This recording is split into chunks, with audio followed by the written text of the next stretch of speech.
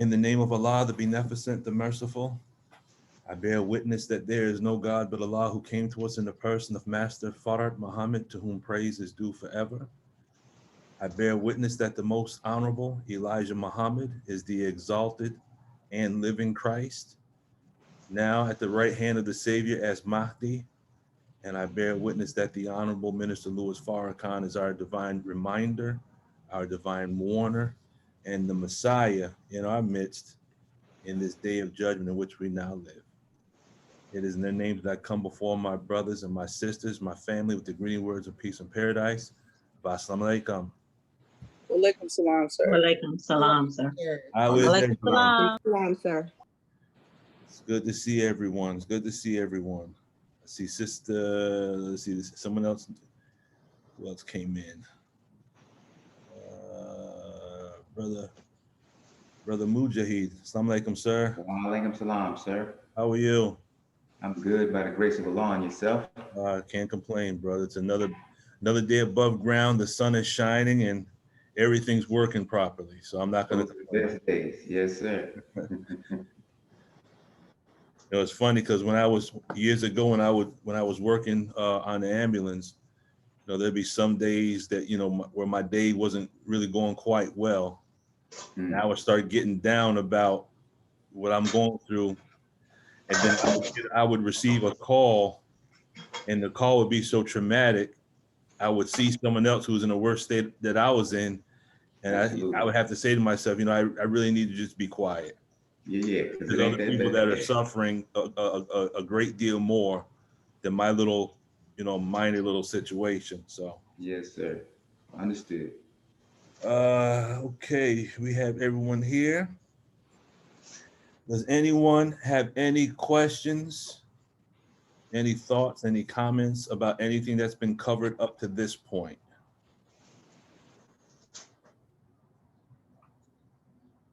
All right. I do, brother, but I don't have my notes in front of me right now because I'm working, so I'll have to hit you up on Sunday.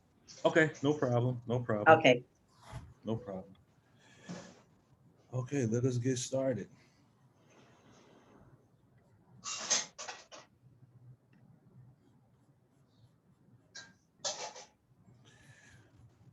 So there was a little minor change. There was a minor change in the topic.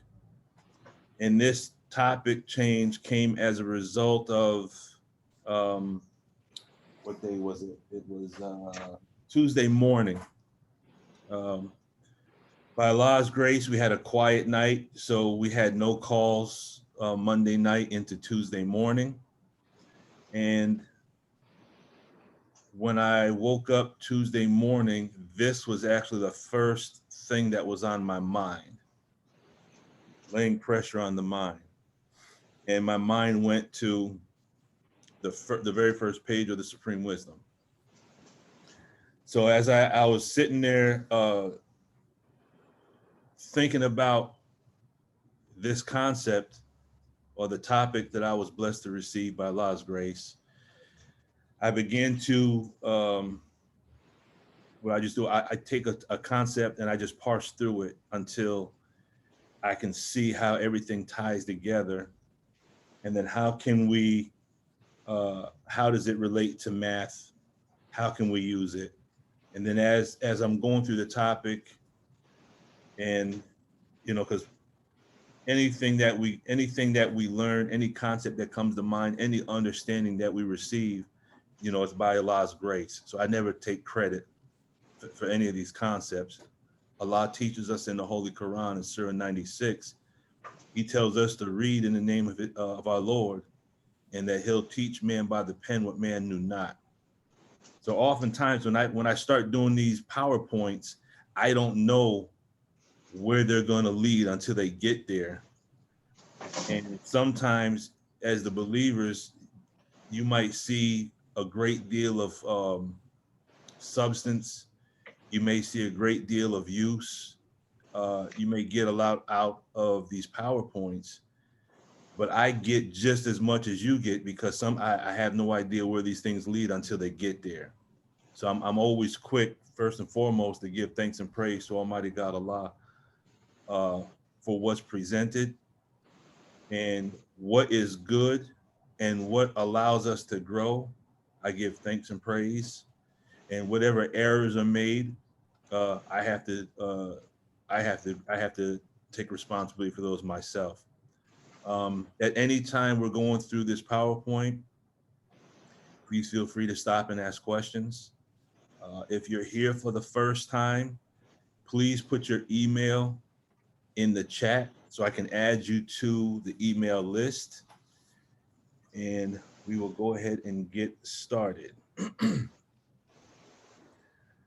So this whole concept today is based on our instructions that say the following are the original rules of instruction to the laborers of Islam, and the title of Muslim given by our Savior before his departure, with a footnote of a few words of explanation to lay pressure upon their minds of their many errors in the past and present, that they may see the light and walk therein. I thank you. So the learning objectives for today will be this. We're going to actually delve into the concept of pressure. What exactly is pressure? What is pressure with respect to the study of physics? And how is pressure represented mathematically? And then what we'll do is we're going to ask ourselves the question, how can the equation that we use be used as a demo kit to gain a better knowledge of Allah, to gain a better knowledge of self, and to gain a better knowledge of how our mind operates? So automatically, you already know we're going to put Allah at the center of this. How can we use this to increase our relationship and understanding of Allah? How can we understand self? And of course, we're going to sprinkle a little Dianetics in there so we can actually apply this to our thinking. Is anyone confused yet? Everyone all right? Yes, sir. Okay. Let's see if I can get it. All right. So here's what pressure is. I'm gonna try to slow it down just a little bit. Are there some of us that are actually taking notes down? Yes, sir. Okay. Absolutely. So I'm Yes, sir. I'm gonna take my time as I'm going through these screens. I'll slow things down just a little bit. In Closing the Gap, page 64, the quote was given that the Honorable Elijah Muhammad lived the majority of his life with a very heavy weight on his head. His heart was with the weighty word and the mission that Allah God had given him. So we're going to deal with the weight and pressure, laying pressure on the mind. And we're going to look at this concept from a couple of different angles. So pressure and weight kind of share a relationship. So the word pressure by definition is an application of force to something by something else in direct contact with it. So that's one definition. It's the action of a force against an opposing force. So in the language of Dianetics, you have thought and you have counter thought. You have emotion, you have counter emotion, you have effort, and you have counter effort. So you have two forces. If you look at this from the perspective of the Bible, it says it was like two minds warring inside of me. And then that's in the book, I think the book of James. And then in the book of Romans, it talks about the law of my members going against the law of my mind. So contained within us are two opposing forces. there are things that we wish to do as individuals that are striving for righteous thought, righteous behavior, righteous activity. But I'm a firm believer, and I preface this with the statement that this is my opinion, that in the Holy Quran, where Allah says, I created you in the wombs of your mother, one of you is a believer and the other one's a disbeliever. The way I look at that verse is that the spiritual side, which is the real me, in Dianetics, he calls that the center of awareness, or the I, and then or the theta, and then you have the mest, which is the physical body. And the spiritual side of us is Allah. So it's in our, Muslim is our nature. Does that make sense? Mm-hmm. But our physical body is not Muslim. Our physical body is based on chemistry and receptors and the need for pleasure. The mind and the body are constantly warned to see who's going to sit on the throne or who's going to sit on the best part. So our lessons say, why isn't the devil settled on the best part? The best part represents the brain, and either the body is going to control the thetan, or the thetan is going to control the body. The devil is going to control the Muslim, or the Muslim is going to control the devil. Does that make sense? So we're constantly at war with our physical body. Our body wants to rule. I remember Sister Ava once saying that with regards to fasting, you know, when our stomach starts grumbling, we have to be able to say to our stomach, be still, I am God. We got to gain rulership over our physical body. So we have these two opposing forces. Pressure is also, now here's where we kind of get into the mathematical aspect of it. It's the force or thrust exerted over a surface area divided by its area. And this is what we're going to key into today and break down that concept. But pressure, with regards to weight, also means the pressure exerted in every direction by the weight of the atmosphere. So we're gonna touch on a little something that's mentioned in the problem book, and we're gonna deal with some specifics. We're gonna deal with a little bit of mathematics. And then the last part is pressure, by definition, means the burden of physical or mental distress. So we're gonna deal with the bottom three. We're gonna deal with all five. But these bottom three are gonna be like the main concepts that we deal with. When we deal with the force that is exerted over surface area, that's the basic concept of pressure. Pressure equals force over surface area. We're going to get a little more specific with regards to the atmospheric pressure, and that's mentioned in the problem book. I want to say, and if I'm wrong, please correct me. I believe that's mentioned in the problem book under problem number 11 and problem number 12, where it talks about the weight of the atmosphere. And then we're going to make it specific with regards to mental distress, and we're going to be able to take the formula for pressure, and we're going to use it as a demo kit to get to the root of the relationship between stress, understanding, and emotion.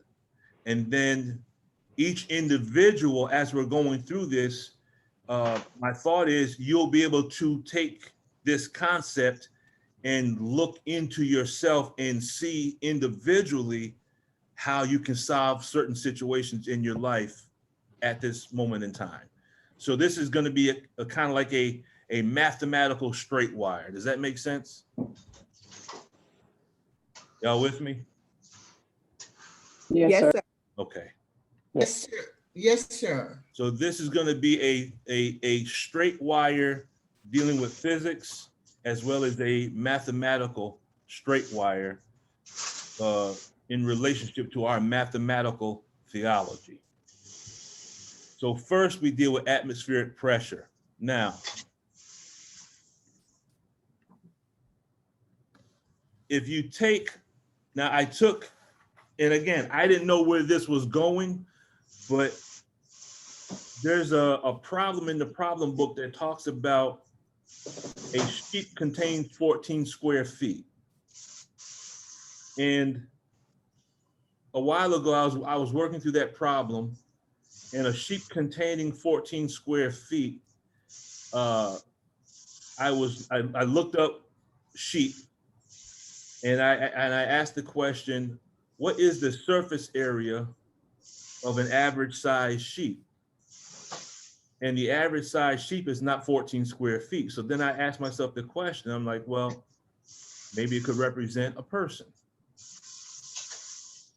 Then I remembered that the Most High Elijah Muhammad, based on what I researched, was a very short individual. He was 5 feet 5 inches. If anyone has anything that would verify this or add any information to this, please feel free to share. But from what I researched, the Most High Elijah Muhammad was 5 feet 5 inches. And then the weight, I took that from the problem book to represent where it says the original man weighs 150 pounds. And has any one of us ever read that in the problem book? The original man weighs 150 pounds? Okay. I didn't, but I'm gonna go look now. Okay. So when I did the calculation, it says when this height along with the weight of 150 pounds is used to calculate the surface area of the body, it equals approximately 19 feet squared. So I thought that was interesting because when I start seeing the number 19, then that lets me know, okay, this is gonna become very, very interesting. And again, I didn't plan it to go to 19. That's just there's a website. You type in the height and you type in the weight, and it kicks out the numbers automatically, and that's the number that it kicked out, 19 square feet.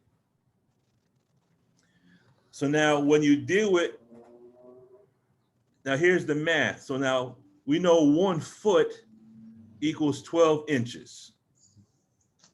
So 1 square foot would be 12 inches by 12 inches, which is 12 times 12, which is 144 square inches. So that 144, as Sister Cheryl is always talking about, is connected to something that Mother Tanetta used to teach on. And she would say the 12 squared represents individuals that would square, I believe she said they would square their thinking. And those that had squared their thinking would become the 144. So to square our thinking means to take our thinking and raise it to a higher power, because when you square a number, you're taking a number, you're raising it to a higher power.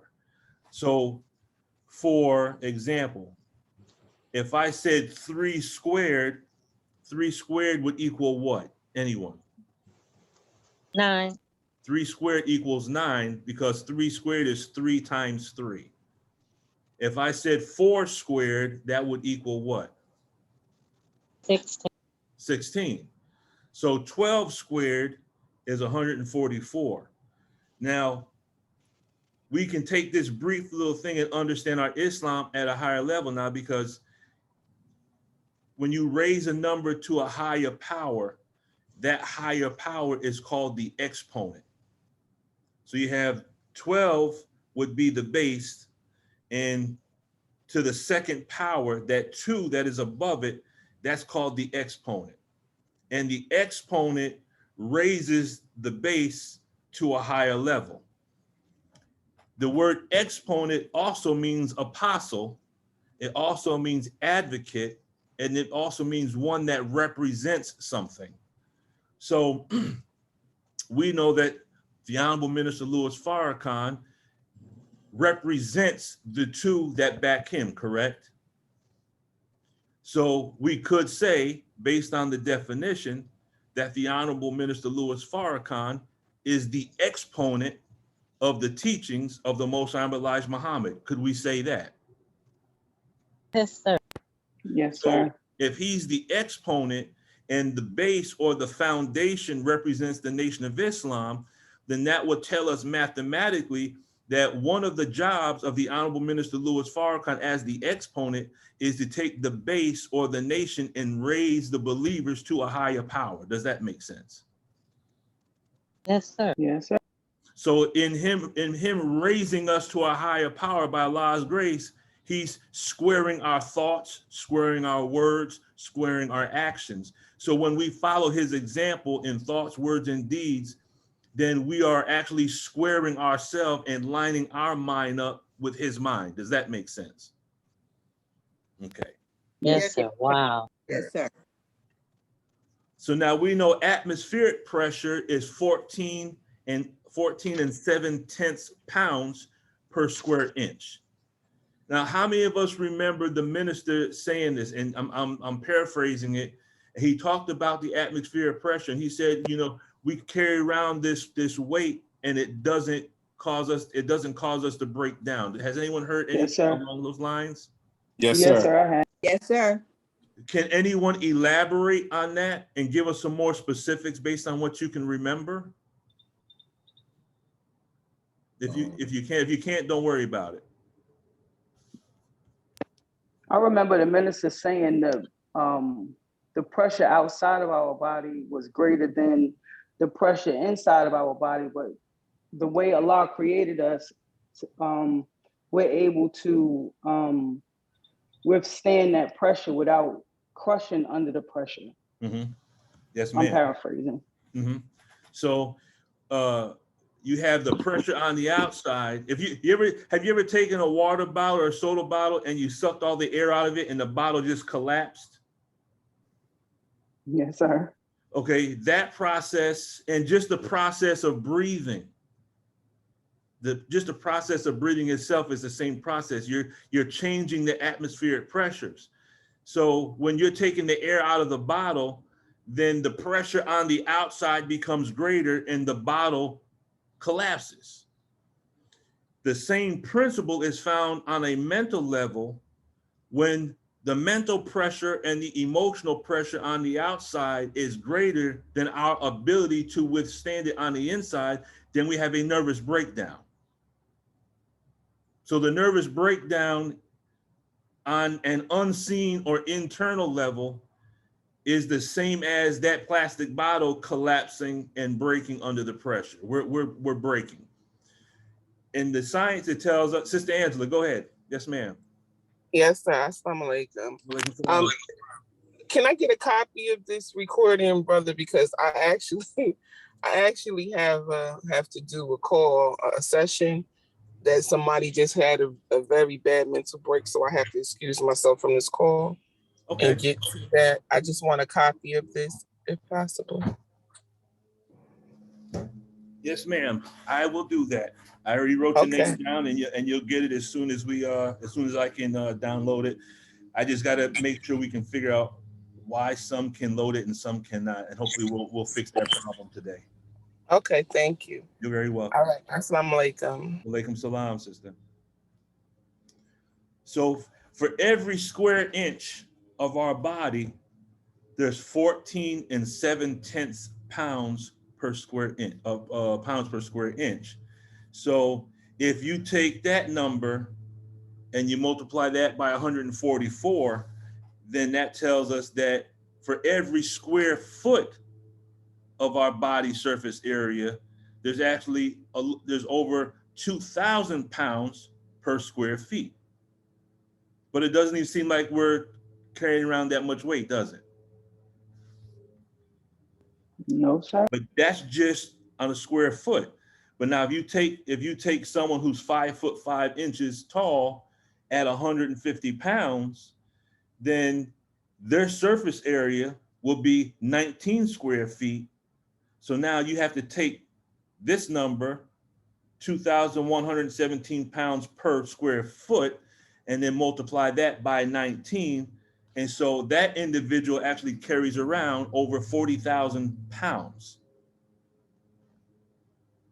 So all of us, from the time we get up in the morning to the time we go to bed, we are carrying around a lot of weight on a physical level, but Allah has ordained it in such a way that we carry this weight around, and it's almost like we're not even aware that we carry this weight around.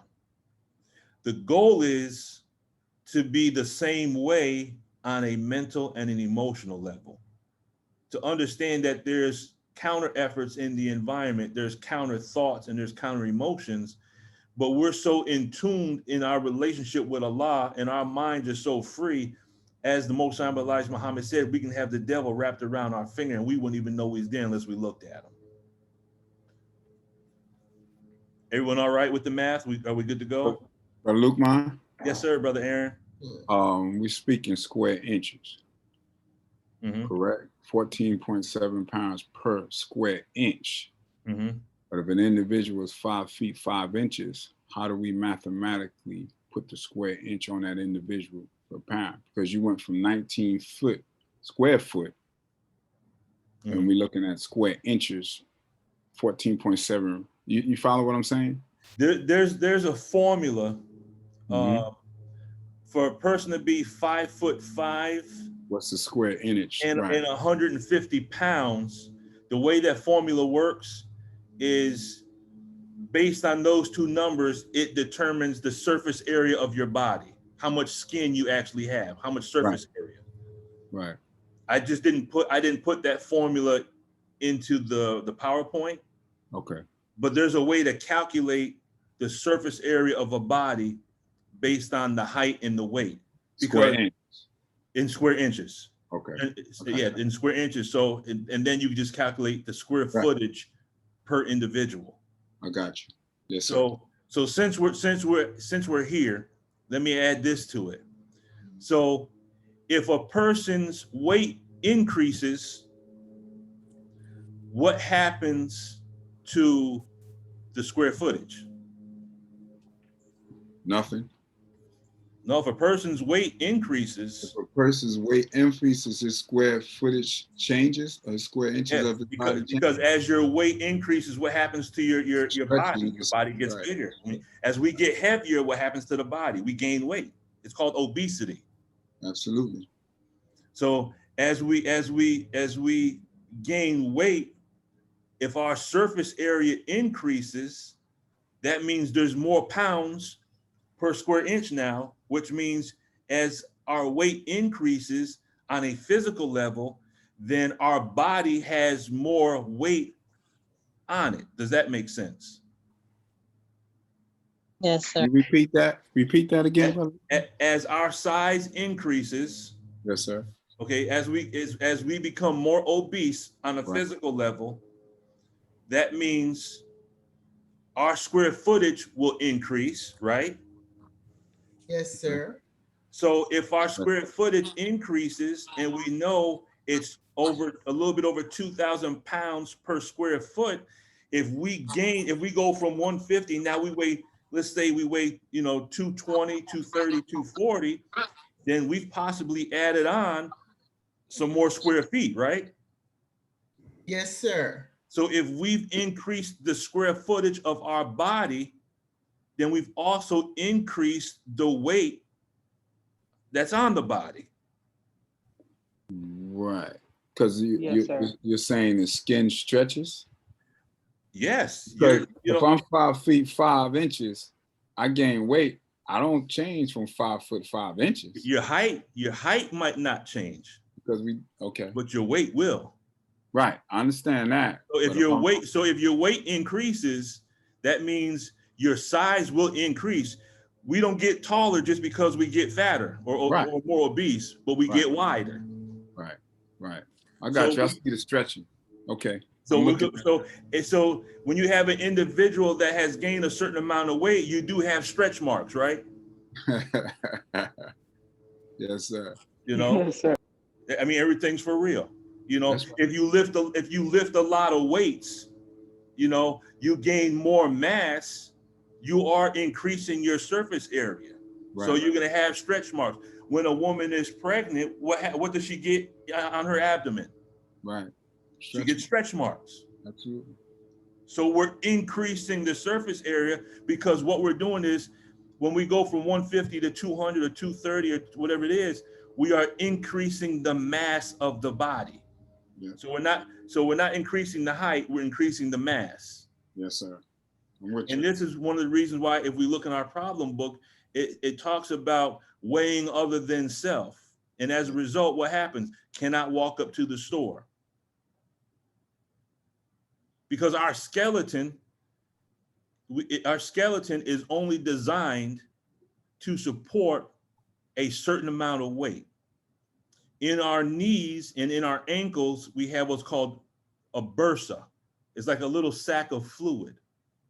And this is why when individuals become obese, one of the first things that happen is they have problems in their knees and they have problems in their ankles. And this is why in our problem book, it talks about rheumatism and pains in all joints.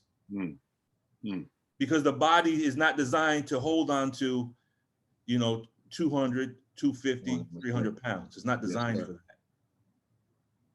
that. And I believe from the side of the sisters, the teaching says 120 pounds. And from the side of the brothers, it says in the problem book, it talks about 150 pounds. Right. Because as we decrease the weight, we don't put all that pressure on the body can last longer. Yes, sir. Does that make sense? Yes, sir. Okay. Yes, sir. Brother Lukman, Yes, sir, Brother Rashid.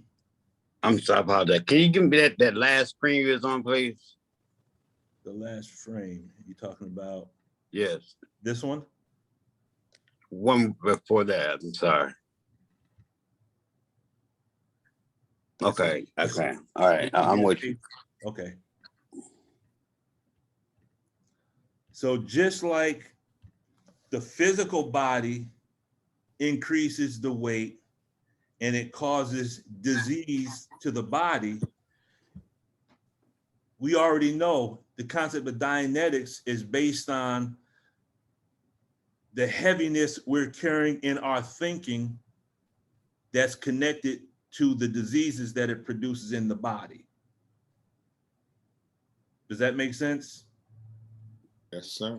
So really, when we look at it in the problem book, where it's talking about the wife of W.D. Farad and the uncle of W.D. Farad, we can look at those as demo kits to allow us to gain a better understanding of how the different being in the wilderness of North America and being other than ourselves, how that actually affects us physically.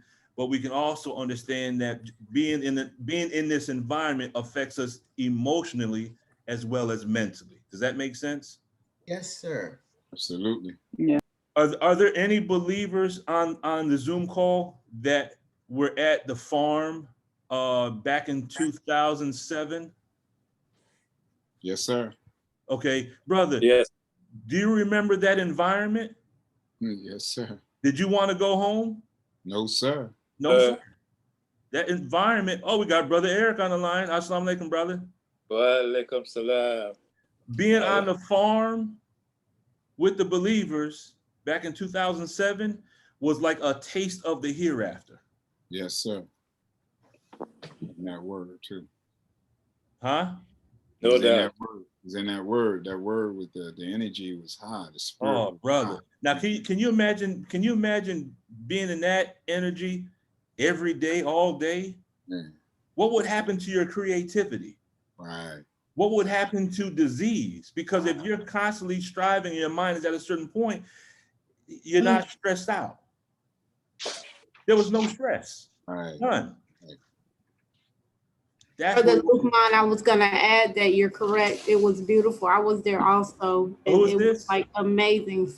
Sister Monica. Okay. It was amazing. The mind was free, the energy was good. The believers were very at ease. So I loved it. Praise Allah. I mean, just talking about it raises my tone level. I mean, it was a wonderful experience, and we pray a lot that, we live to see the day when every day is like that. But unfortunately, right now we're dealing with this crazy society that we're living in right now. We just got to be in the world and not of it. That's right. Okay. Brother Jason, yes, sir. Assalamu alaikum. Alaikum salam. When you were describing the farm and the experience, even though I wasn't there, I've heard people say that was the experience at the Million Man March. Would you say that that was, you could relate that to that feeling or no? Right. Well, I'll say this. And again, this is just me. Being on the farm was better than being at the Million Man March. Being on the farm was better than being at the Million Man March. Wow. Yeah. Wow. And I was at both. By Allah's grace, I was at both. But being on the farm was far greater, far greater. You know, the one thing that sticks out in my mind, it was actually during Ramadan, if I'm not mistaken, and they had 3 different stations set up for eating. And I remember there was a song that they were playing, and the believers, I can't remember the name of the song. What's that? The song where you kind of dancing all together? You are the wind behind me.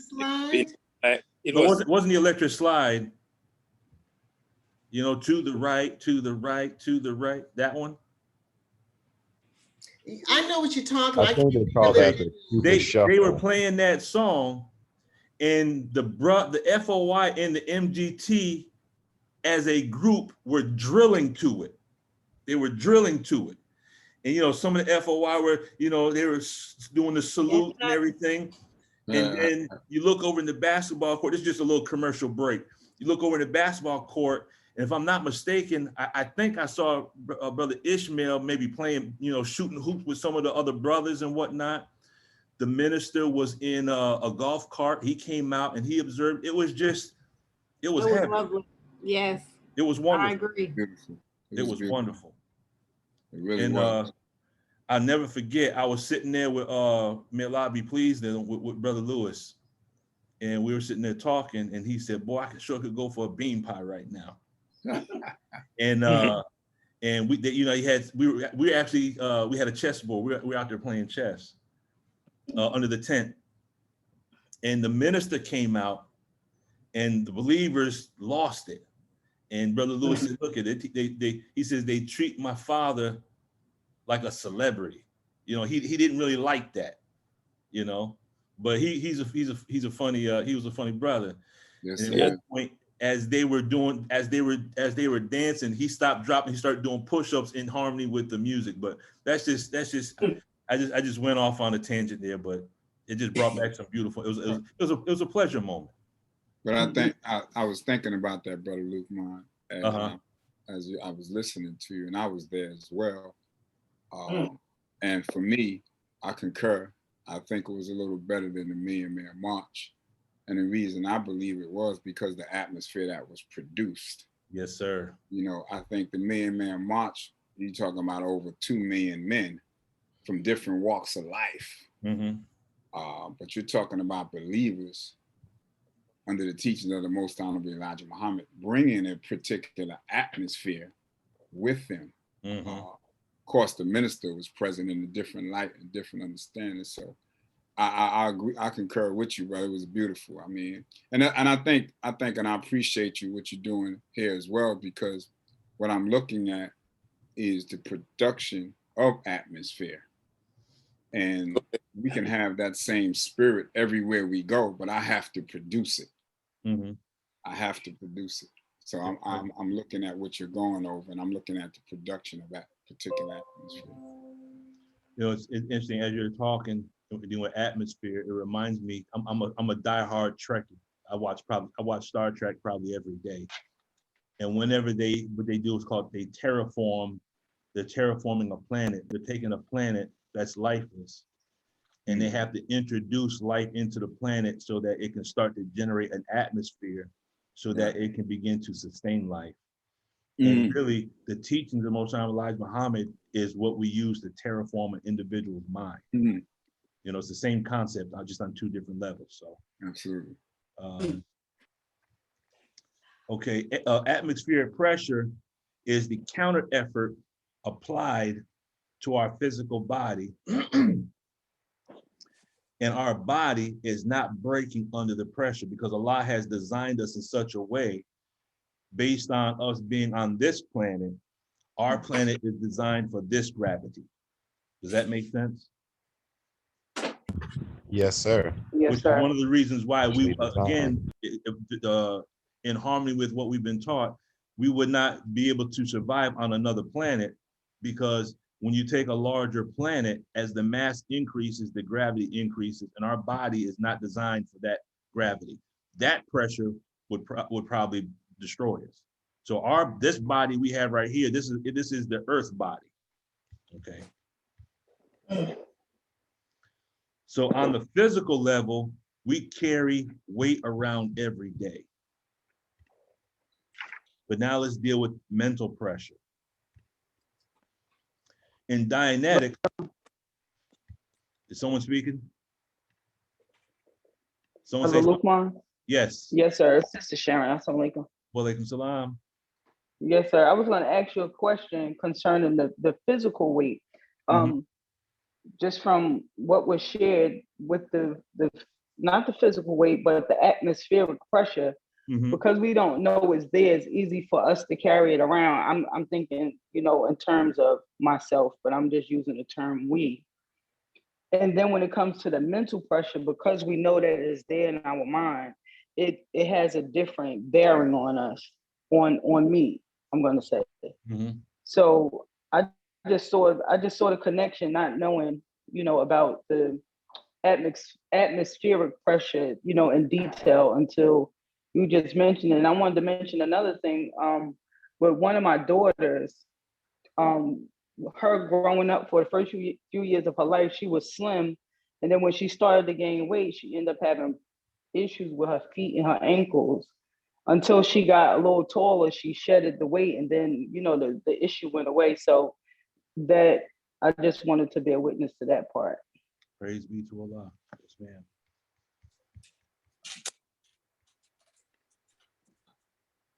So in Dianetics, we have mental pressure. Also, we can call that weight. That's called a suppressor. And based on Dianetic, the dictionary, suppressor is the exterior forces which reduce the chances of survival of any form. But now we can have a suppressor externally, and we can have a suppressor internally. So here's a trivia question. Here's a question for the believers. In the language of Islam, what would be the name of the suppressor internally? The reactive mind? No, in the language of Dianetics, we could say reactive mind, but in the language of Islam, because we're marrying the two technologies together, the two sciences. So what would Slinking be devil? The devil. Say again? Slinking devil? Slinking devil, the whispering, you know, so all these terms in Islam are synonymous with these terms in Dianetics. So when we see in the Holy Quran where Allah says that I have given you a book explaining all things, again, I mean, I know it's kind of redundant, but I have to keep stating this just for the record, that we have the tech already, but we have it in the language of Islam, and we just have to begin to go a little deeper in our teachings and clear the terms. And as we're studying both, we can find the alignments or the ARC between the two. Does that make sense? Yes, sir. Right. Yes, sir. Sir. So now weight with respect to the earth is called gravity. So the way the body works is as you increase in weight, the earth is actually pulling on you even more. Now there's a formula for that, but I won't go into that at this point in time. But there's a formula that shows that, you know, as your weight increases, the gravity is going to increase. So, but the word gravity comes from the word grave, or the Latin word is grav. And grave also means likely to produce great harm or danger. So as we increase the weight of our thinking, we're increasing the possibility or probability that we're going to engage in activities that will either produce great harm or danger to ourselves or others. Does that make sense?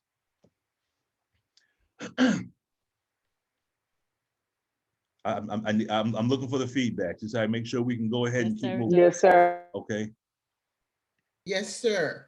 But now the word Yes, sir. grave also means a serious situation or problem. Now here's the one I found that was pretty interesting. Grave also means to impress or fix a thought or memory deeply.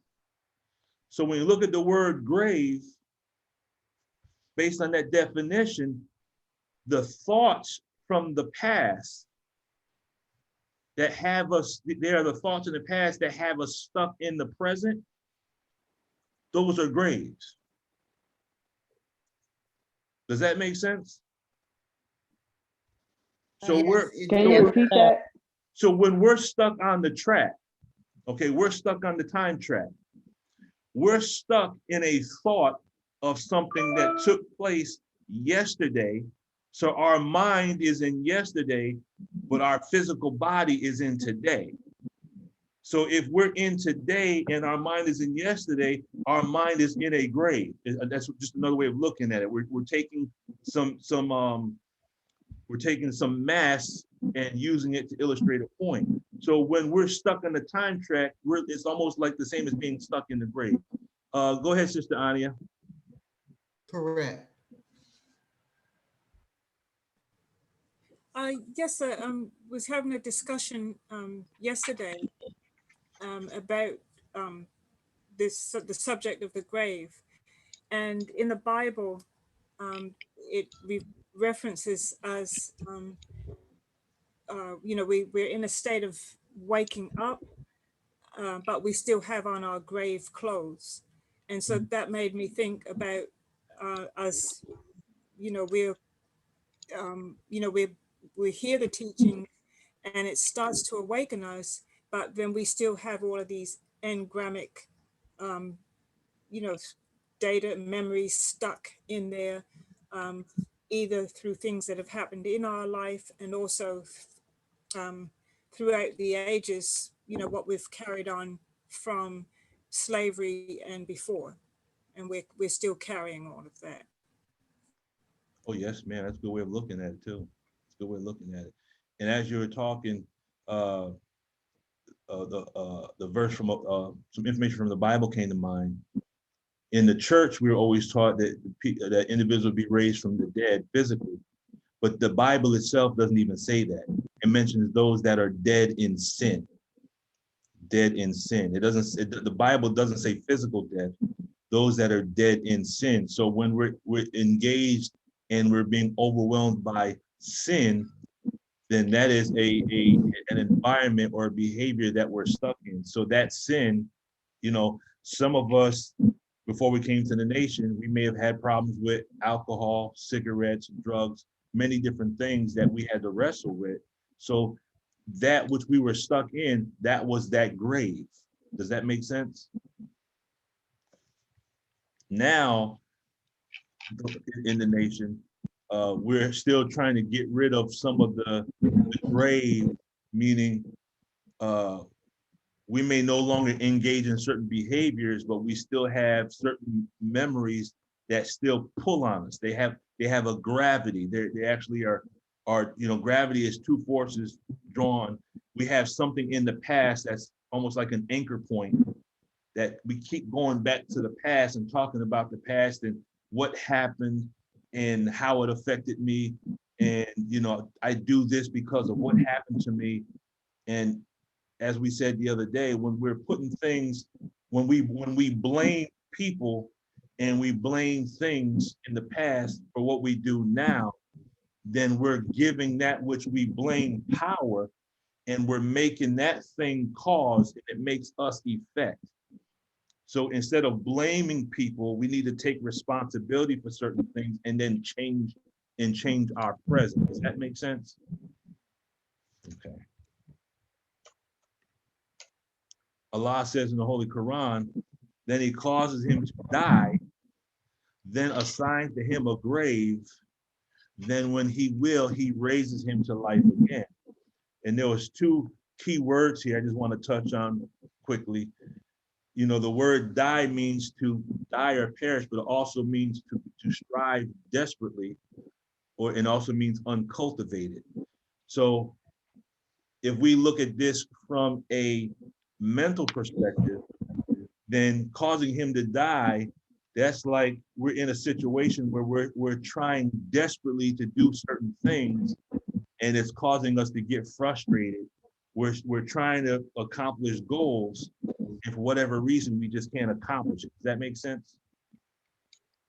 Yes, sir. And then the grave, it means to bury. It means a grave. It also means a tomb. But then the word grave also means, by definition, warranting anxiety. And warranting anxiety just means to declare or maintain with certainty. So we die, and then we're dealing with anxiety. So when we deal with the concept of Adam, and it says that if you disobey, you're gonna die. And the devil said, no, you're not gonna die. Your eyes will become open. And it does not mean a person by sinning dies physically. It means the individual begins to die mentally. And then we know mental death ultimately leads to a physical death, correct? So whenever we sin, even as believers, if we make mistakes or we make errors, and all of us have things that we still wrestle with, whenever we die, whatever it is that we're striving desperately to overcome, when we fall short, it's kind of like we still have one foot in the grave, or we still have grave clothing on. That produces anxiety. Does that make sense? Yes, sir. And that's why we say, Yes, I seek thy refuge from anxiety and from grief. It's like, look, I'm seeking refuge because I already know that there's things I'm gonna do, there's errors I'm gonna make, and Allah knows that as well.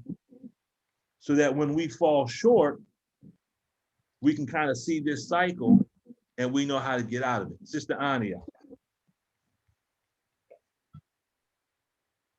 Yes, sir. It makes me think about if you take a poor neighborhood in the Black community, when that community is first built, it looks nice. It may not be the best quality materials, but the neighborhood looks nice. But then the minds that move into that neighborhood are, you have the word up here, uncultivated. And so based on that mindset, they, they're raised to not really respect property, respect other people's space and property. Instead of walking over to the trash can to put, their rubbish in there, they just drop it on the street, or, or on the lawn, or, in front of the door. And there's just basically, they don't take care of the property. So it becomes, over time, it becomes run down. And, through all of the other circumstances that produce a ghetto lifestyle that persists, and over time, there may be minds in there that want to get out of the ghetto, and then there's, like, you have striving desperately. They want to get out of there, but they don't see a way out. And oftentimes our young people, they either go to prison, get strung out on drugs, or they go to the military in order, oftentimes they only see that as the way out. Mm-hmm. Where the mind doesn't wrap itself around the fact that we that live in this community have the ability to change the condition. We have the ability to beautify the community ourselves instead of crying out, you know, please somebody do something about it, but nobody does anything about it. So, you know, so that is, you know, and then if those, some may move out, but then there's the tendency to take that same mindset with you. So they may move to a better neighborhood, but the mind hasn't changed.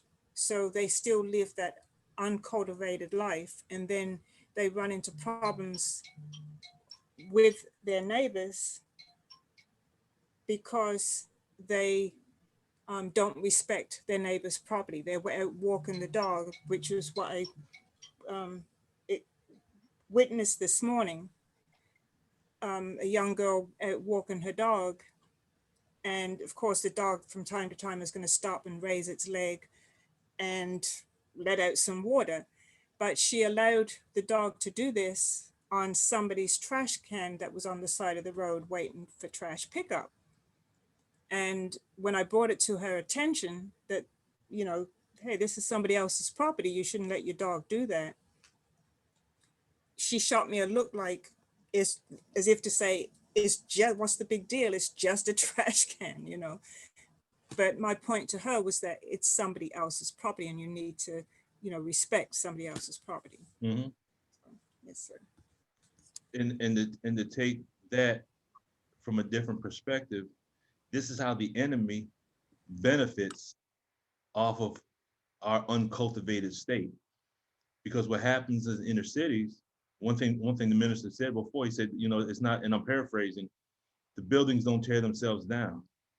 So now you have cities that receive funding to fix up or beautify certain areas.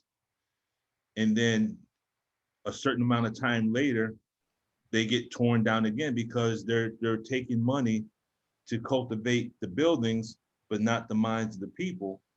And then when you realize that those in power in the inner cities are giving these contracts to individuals that they know or who are their friends and their buddies, it's like this is a never-ending cycle of allowing their friends to come in, get federal funding, receive money to do something, and then just wait about 3 or 4 more years, we'll call you back because these folks are going to just tear their stuff down again in a couple of years. Right, so right. Even our uncultivated state, they're benefiting from it. Right. Now, the way to happiness, brother, this is why, I'm sorry, brother, I crushed you, but I'm going to give you another subject in a couple of days. Say what? I'm going to give you another subject in a couple of days.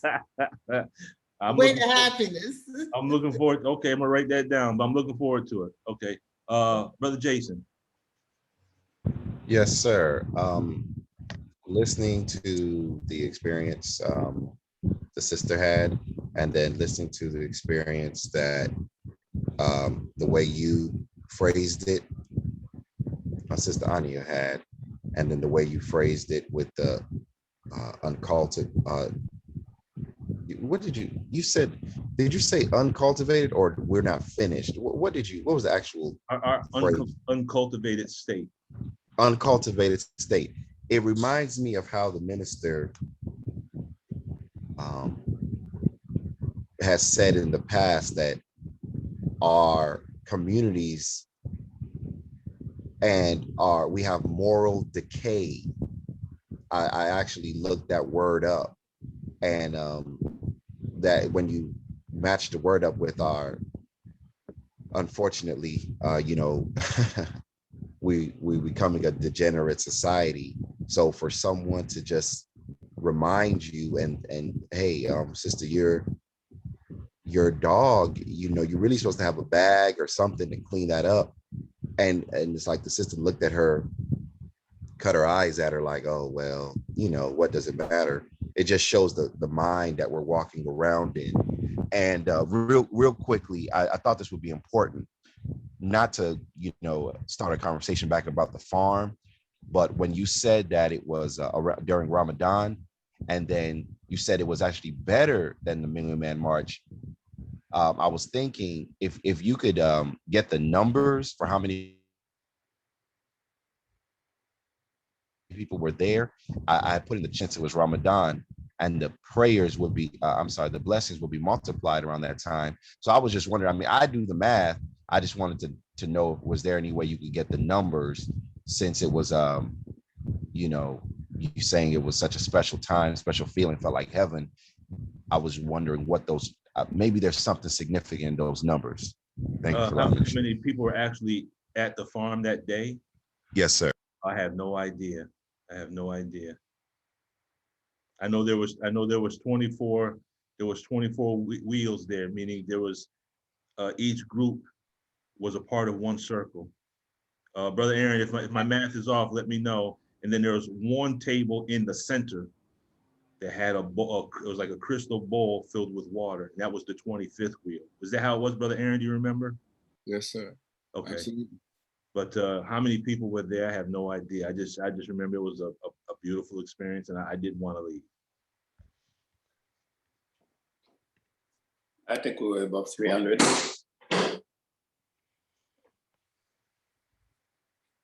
Well, if there was 12 people per circle, you know, I'm sure we can do the math and get an approximate number. You know, what's 24 times 12? 248. 248? No, sorry. 144, and 144, that is, 288. 288 about. Approximately 288? Mm-hmm. But in fact, we were above that. There were also people who were standing close. Yeah, There were not. you had those that were. So we could safely say approximately 300. It was above 300. Okay, almost like that movie 300. Right. No. Right. But I just the one thing that sticks out was the video presentation of the gated community. Remember that? I have the whole presentation on disc. Man. Brother, I forget his name, the son of Brother Jabril. He sent me everything, except for the video. But Brother Aaron, do you remember that gated community? Say gated. They had that video presentation. It was a gated community where you got to go through the gates to get into the community, and then they had the like a nursing home for the believers that were elderly. They had the grocery store. Everything was Nation of Islam. Grocery store, school, hospital. I believe it was. Oh, was man. It animated? Was it animated like type? Yes, sir. Yes, sir. It was animated. Yes, sir. Yeah. Yes, sir. Beautiful, beautiful. Whatever happened to that? Yeah. Oh, it's gonna happen, brother. I believe it. I believe it. Just thoughts. But again, everything was as a seed, because the seed does not germinate immediately. Because you don't see the seed growing, doesn't mean that it's not carrying the blueprint. The blueprint is there, but you have to go and plant the seed in a proper environment. Then you will see the growth of it. So far, we still holding on to the seed, either in our hand or somewhere we put it in a vase. But in due time, some of us will take that seed and plant it. And then you will see the growth of the nation, because everything that is given to us was only as an idea of the future. But remember, it says Allah in his own good time will remove the devil from the earth. Okay, at that point, the devil is still there. So until we remove it from this body or from the mind, all the good things that are given to us will not bear fruit, because there is some enemy within. So before you plant, you have to really remove all the all the weeds from the earth first. So after you remove the weeds, now you can plant. So this is the same thing with us, because you were talking about the mind. That's what we have Dianetics. Exactly. Because we have to remove everything in the mind first. And once the mind is made a little bit purer, now it is easier for us to see where we're going. You see, where did that thing happen? In the garden.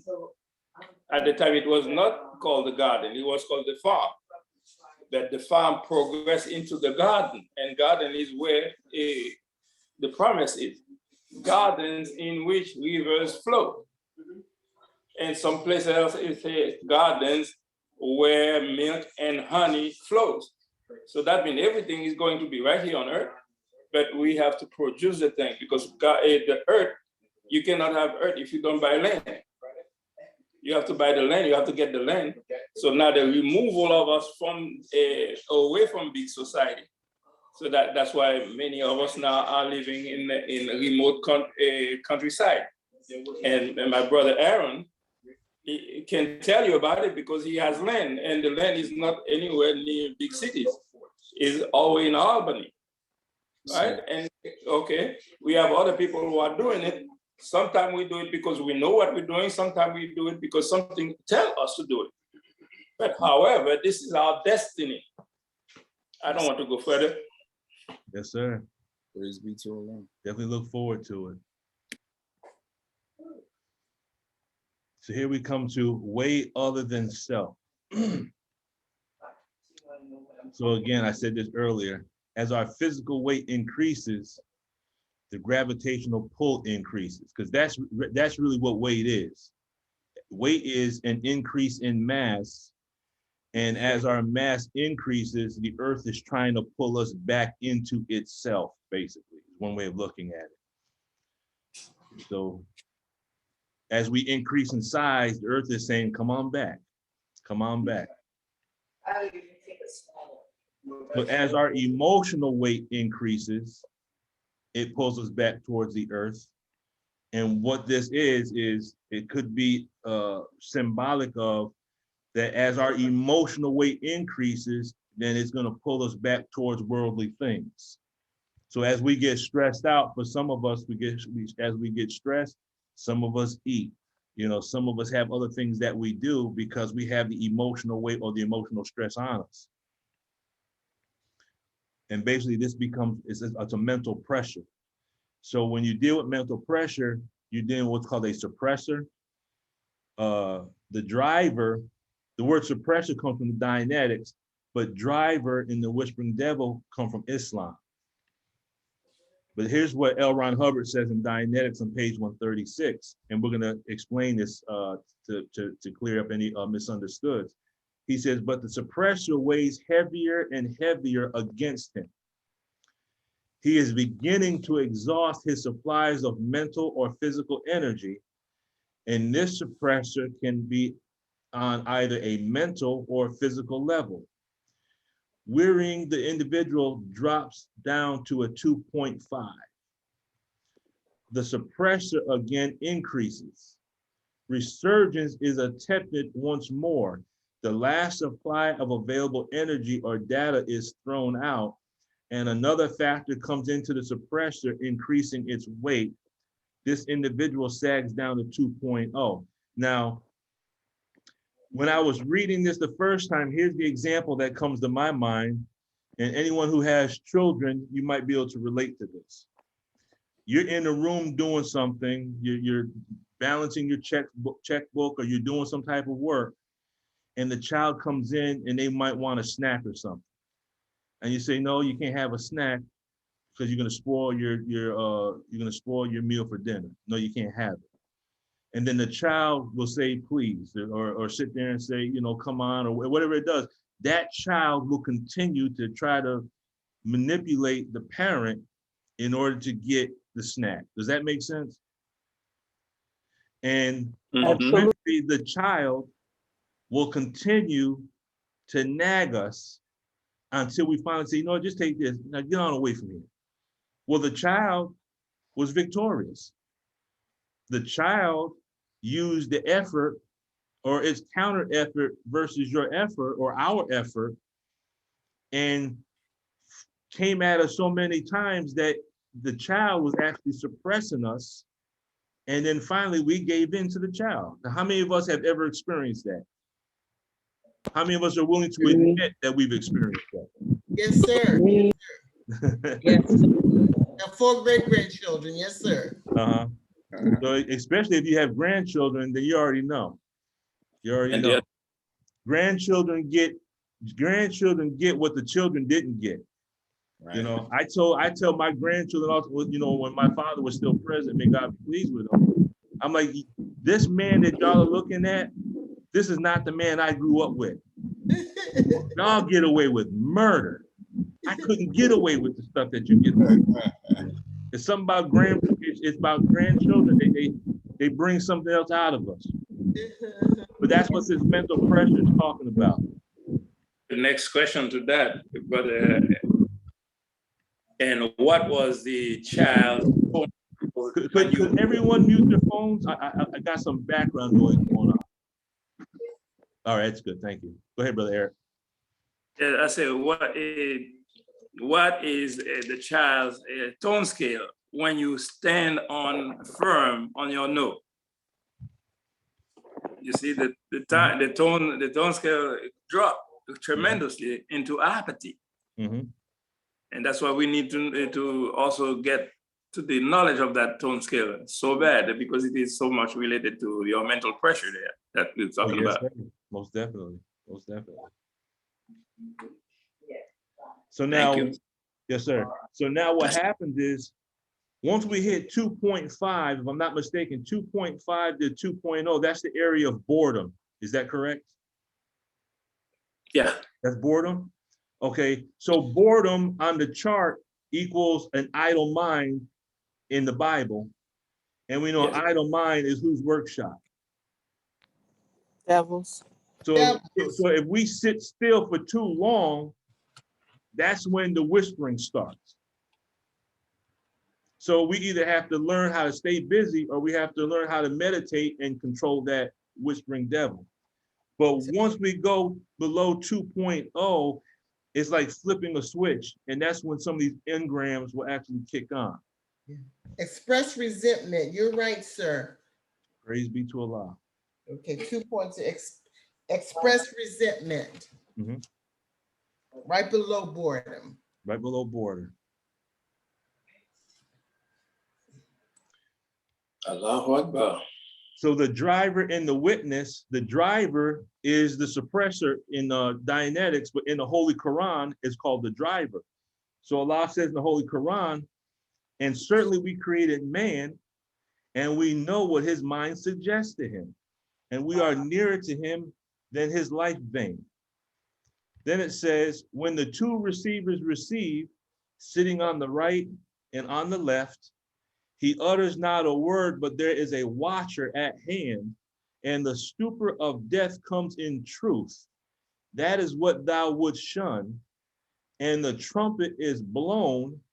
That is the day of threatening. And then it says, and every soul comes with a driver and a witness. That's Surah 50, ayat 16 to 21. Now, when you clear the word soul in Arabic, the word soul in Arabic is nafs. And the word nafs also means mind. It means mental perception. So it is almost as if we're being taught that the mind has a driver and a witness. So when you look at driver, you're looking at that which pulls on us, or a force that tries to go and cause us to go in a different direction. In Dianetics, that's called also called the reactive mind, and it's also called the genetic entity. And when you look at the word witness, and you clear that word in Arabic, it has many characteristics that are in harmony with the file clerk.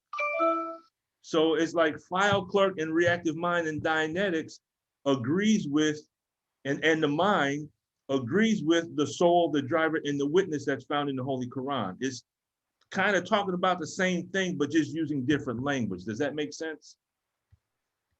Yes, sir. Okay. Yes, sir. Yes, sir. Yes. So in Arabic, the word driver is saikun. It comes from the root word saka. It means to drive. It means to drift. it means driving force, and it means engineer. And then L. Ron Hubbard actually says something specifically about the engineer. The first thing he says is that an engineer knows how to make use of a wild variable. There is something which makes it unpredictable. So when you take this concept, now understand this. If you clear the word variable, if you look it up in a dictionary, there's a word that is synonymous with variable. So the variable is also a mathematical term. But when you clear the word variable, it also means aberration. So the variable that's in an equation is like the aberration that's in the individual. Why? Because the aberration is something that actually makes us unpredictable. Does that make sense? Yes, So the variables are the unknown aspects of a mathematical equation. Our engrams are the unknown variables of ourselves. Then he takes it a step further. He says, an electronics engineer can set up demons in a radio circuit to his heart's content. So an electronics engineer is talking about, he's using physics or the language of physics to explain mental concepts. So he's saying that an electronics engineer, he's talking about the reactive mind. The electronics engineer is a reactive mind, can set up demons in a radio circuit. So this again corresponds with Surah 114, the whispering of the slinking devil who whispers into the hearts of men. So to summarize this first part before we get into the mathematical application of it, pressure and weight have ARC. So when you deal with pressure and we have weight, we're dealing with this, we're kind of like dealing with the same thing. Since the physical body has weight, it teaches us that the mind and the emotions have weight as well. But now here's the relationship between thought, emotion, and effort. Negative thoughts gather and distill back into the emotions, because it's the way we think that produces the emotion, and it's the chemistry of the emotion that produces disease. Do we follow that line of thinking? Because a lot of our diseases are actually rooted in our endocrine system. I think, is Brother William, are you with us? Yes, sir, I'm here. Okay, brother, could you take us, could you add a little more to that? Well, I would ask you if you could just repeat okay, the dynamics that you just spoke on. I was saying that many of our diseases are hormonal or connected to our endocrine system. And that's correct. But I was saying, if you could just go back and kind of recap, because what you said just prior to that is really integral. Okay. It's our thoughts, how we perceive reality, which produces the chemistry or the stress chemicals or the stress hormones that lays a burden on our endocrine system. And the reason why I said distill back is because as I was going through this, my mind went to Lost Found Muslim lesson number 2, question number 8, what makes rain, hail, snow, and earthquake? And it says that as the waters gather in certain levels of the atmosphere, it distills back. And so that's what happens to our thoughts and our emotions. When we have negative thoughts, eventually our negative thoughts accumulate, and our negative thoughts will distill back in the form of stress hormones. And then those stress hormones can distill back in the form of disease. Would you concur with that, Doctor? Beautiful. And what I would attempt to add to that from the standpoint of medicine and physiology more so, is that those thoughts that are generated, I would offer, came from some type of stimulation or sensory stimulation or perception. It ties with, in my mind, the location in the brain where input comes in. If we look at ourselves as humans, we are like a big antenna. We're able to take in things from our environment. One of the biggest is our eyes. Visually, we take things in. Our ears, we're taking in sound. Our nose, we're taking in fragrances.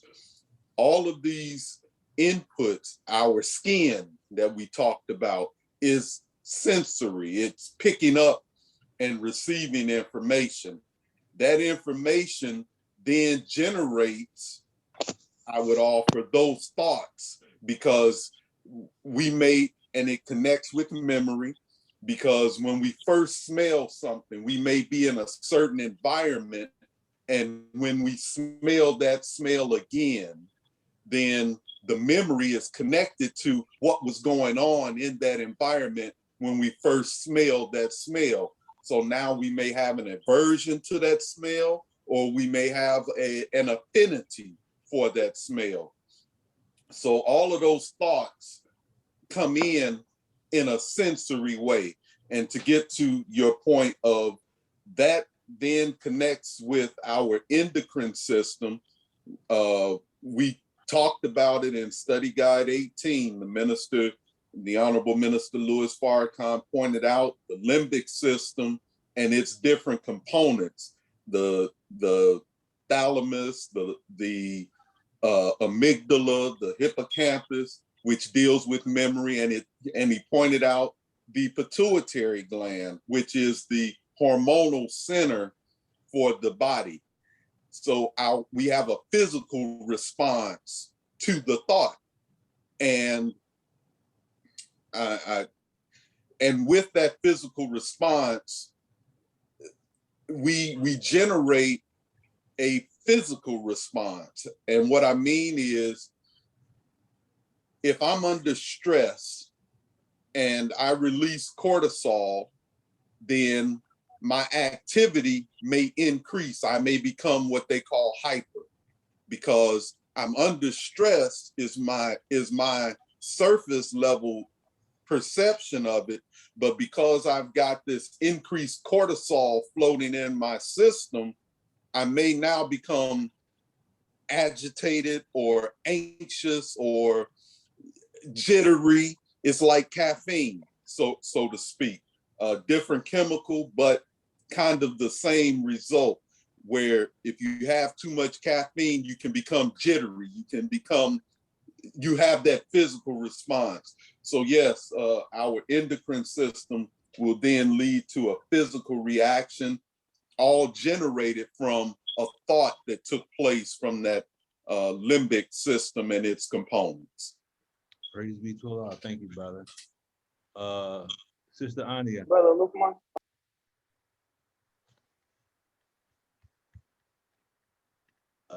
Let's see, who is that? I can't see everybody. Sister Sharon.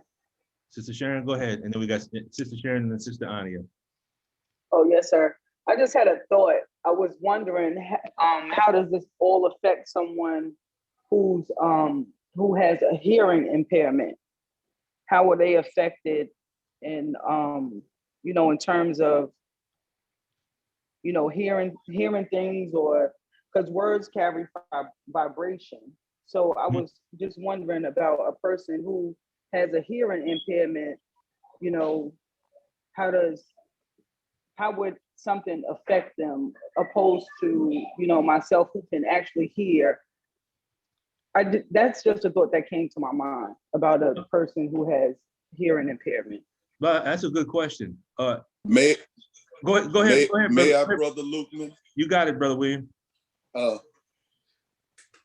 It's no coincidence, but my daughter was born with a unilateral, which means one-sided hearing deficit. So she's deaf on one side of her head. She only hears out of her out of her right ear.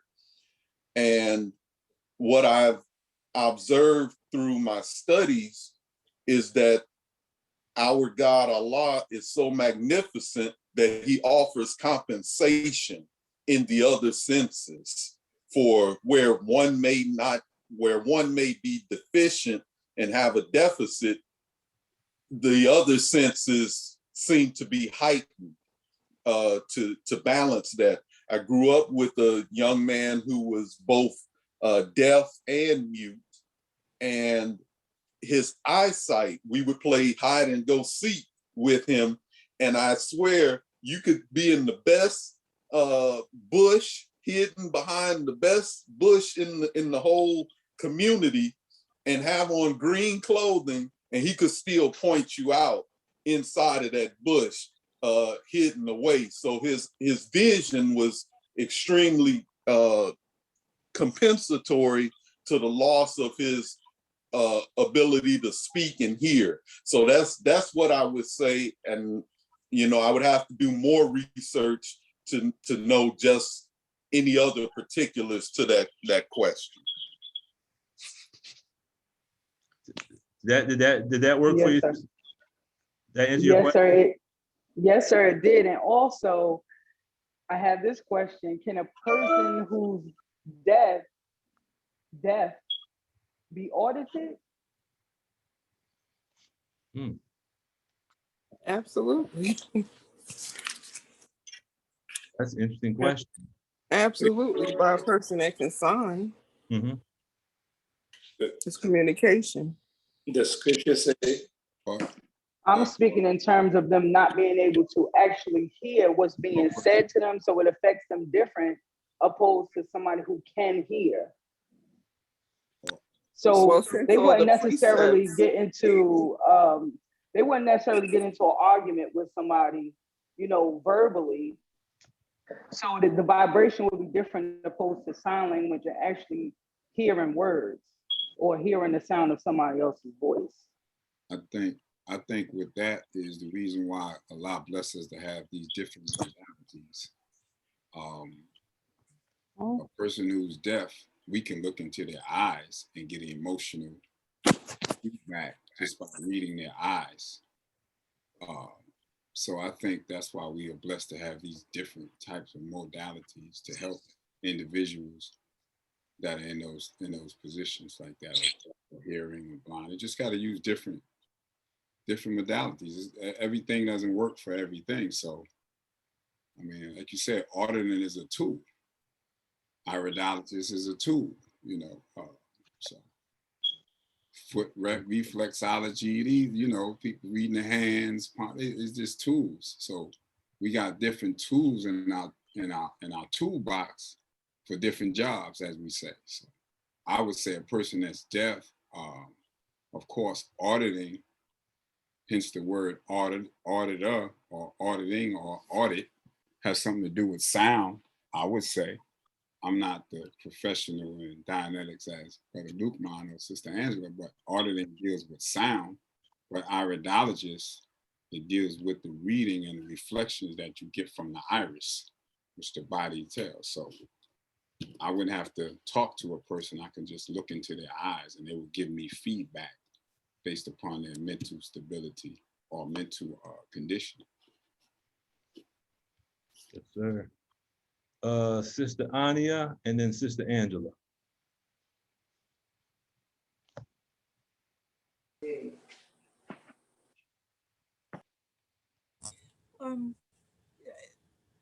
Before I make the comment that I was going to make, I would like to add into the current conversation with my own experience of losing my sense of smell several years ago. And fortunately, partially has returned. But before it did, I had the experience on several occasions of being in an environment and just feeling like a disturbance in my spirit, just feeling uneasy or just, something, you've just felt like something was up, something was wrong. And then with people that were around me made comments about, ooh, what's that smell? That's a, absolutely horrible smell. Or, they might describe it or just say that it's a horrible smell. And so I began to analyze that more closely and realize that even though I couldn't physically have the sensation of the smell, but something else inside of me was picking up that there was something foul or something unpleasant, and it was disturbing my spirit in some way. So I think that on even though you may lose those senses or not have those senses, but they operate on other levels of our being, whether it's in our, some people say your auric body, your mental body, and different things. But I, from my experience, I would say that that the sense is still there, operating on another level. And then the other comment that I wanted to make was about when you said emotions gather and distill back into the body in the form of disease. Many years ago, I read a book by Louise Hay, this white woman who had studied the different words that we use and how those words impact upon the body in the form of disease. And so she came up with all these different phrases that we commonly use. And I'll just give an example of one. When we say that I'm PISSED off, when, instead of saying I'm angry, we use that other phrase. And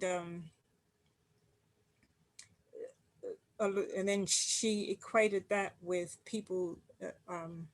It was shown that through different studies that people will develop a problem with their urinary tract system. Somewhere in that system, they'll develop a problem either with their kidneys or the bladder or something like that, because they keep on using that phrase.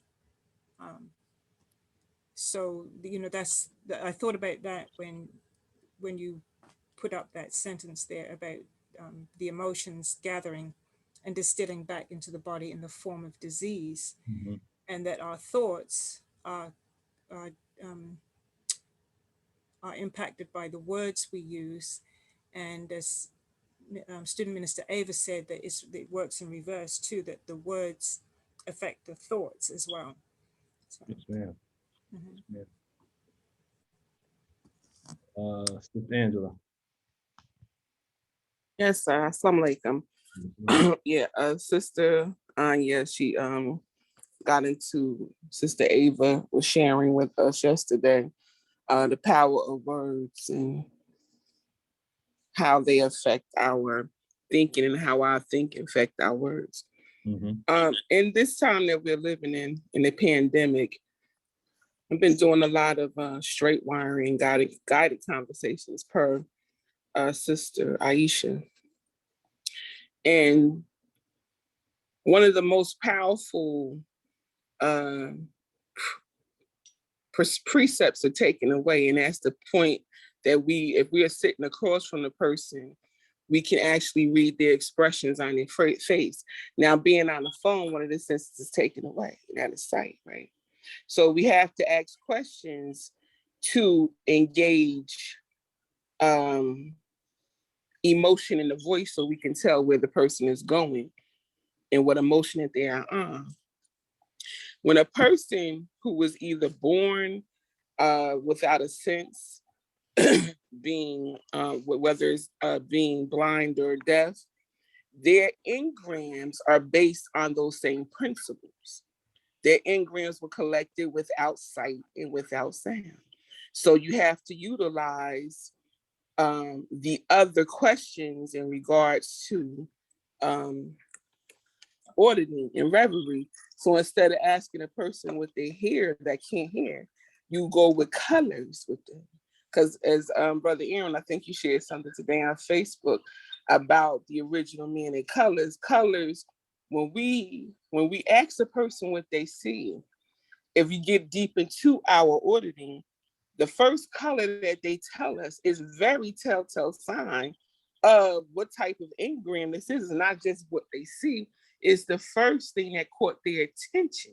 And colors have science behind it. So we have to go into the science of color with a person that can't hear. We have to go into the science of sound with a person that cannot see, and know that these are how the engrams were collected. Right. Now, the sister that I got off the phone to talk to was in a very aberrated condition. Now, usually that will take reverie to calm the person down, but we are bound to where we have to do things at now. So I had to really base our conversation on a very strict, rational thought. Every time she was brought to a rational thought, she solved her own problem. Praise be to Allah. That's how I ended up getting off the phone so fast and getting back on this, which I'm thankful to Allah that I did. So whatever the condition that the person was in, then when the engram was created or collected or recorded, that basically is where we have to go to help take the charge off of. Assalamu alaikum. It's interesting that you say that with regards to color, because as you said it, my mind immediately went to Close the Gap, where it's actually considered one of the 6 sciences that were spoken of. And that's on page 197, where it says the 6 sciences were music, medicine, color, business, mating, and warfare. And color is really a branch of, again, going back to what the messenger said, it's a branch of physics. Praise be to Allah. Man. Praise be to Allah, Brother Lukman. Yes. Thank you, Sister Angela, because when you mentioned colors, I don't like the color red. And I was just sitting thinking, why don't I like the color red? And I just figured it out. So praise be to Allah. Praise be to Allah. So we have a cognition. We have maybe got rid of a lock. Possibly. Yes, sir. Praise be to Allah. So now we're gonna hit the equation now. So pressure, and we're gonna deal with the study of physics. Now, why the study of physics? This is basically, it's connected to something that the messenger, that's written that the messenger said in Closing the Gap. But physics itself is the study of the nature and the characteristics of forces that exist in the universe and how these forces interact with one another. So when we deal with light, we're dealing with an aspect of physics. When we deal with fire or heat, we're dealing with another aspect of physics. One thing that the Most High Elijah Muhammad says, and this is my favorite quote, probably the whole book.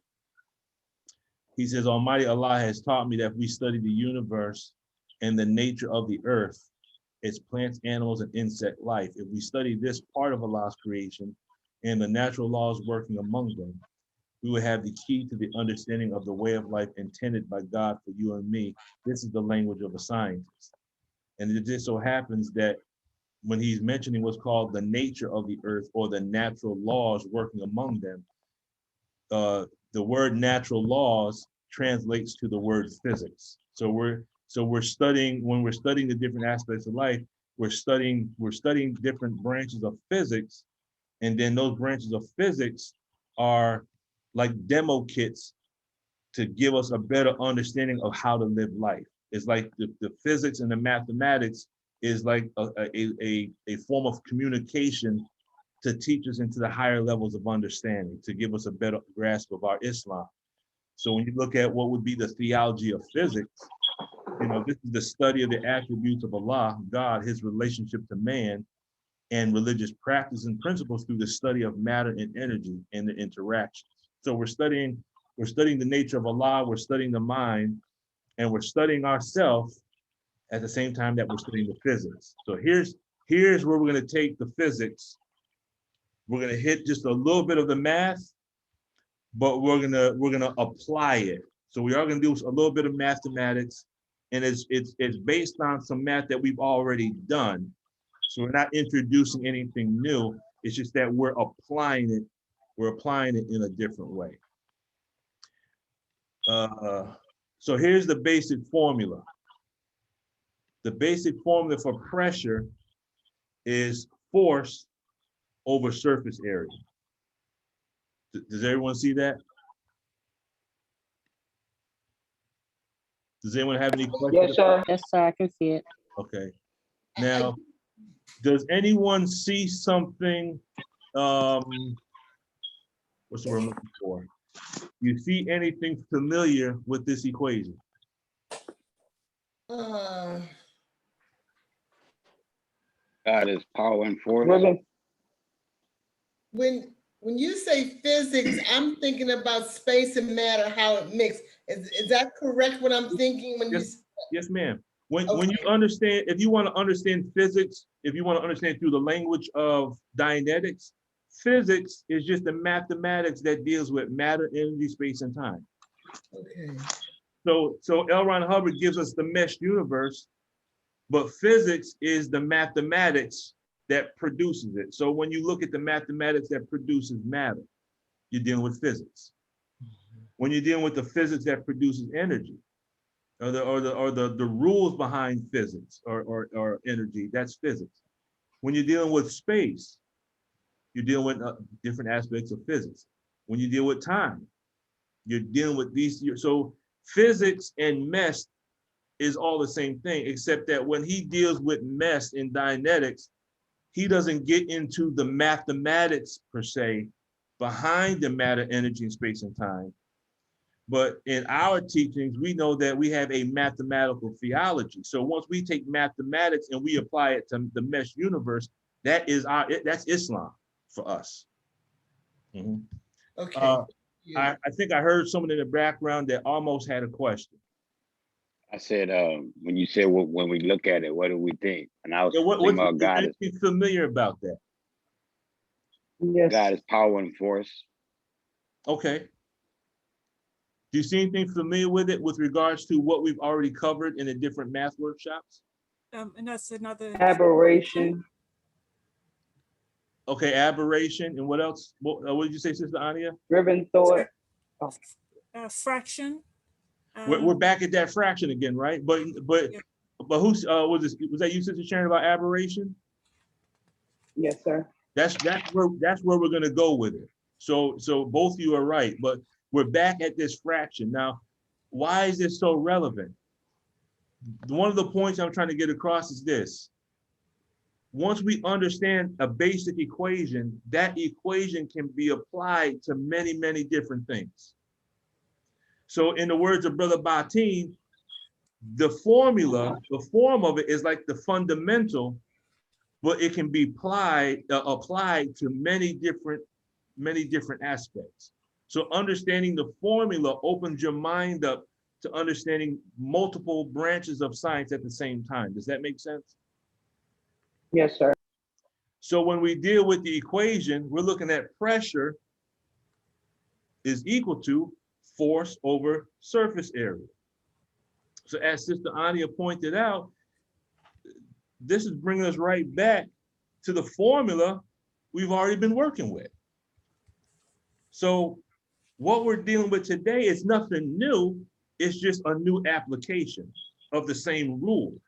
So if you understand A equals B over C, and we're talking about a fraction, or we're talking about division, the form of that formula is the same as the form of pressure equals force over surface area. We're still dealing with division. Does that make sense? Okay. Yes, sir. And then the more we practice, the better our understanding becomes. So we're just dealing with the form of the equation. So what we're gonna do is we're gonna take this, we're gonna review something from last week, and then we're gonna apply it. So we could restate this same formula, P equals F over S. Does that make sense? Where P just represents pressure, Yes, sir. F represents force, S represents surface area, but it's the same formula that we've been working with. It's just division, okay?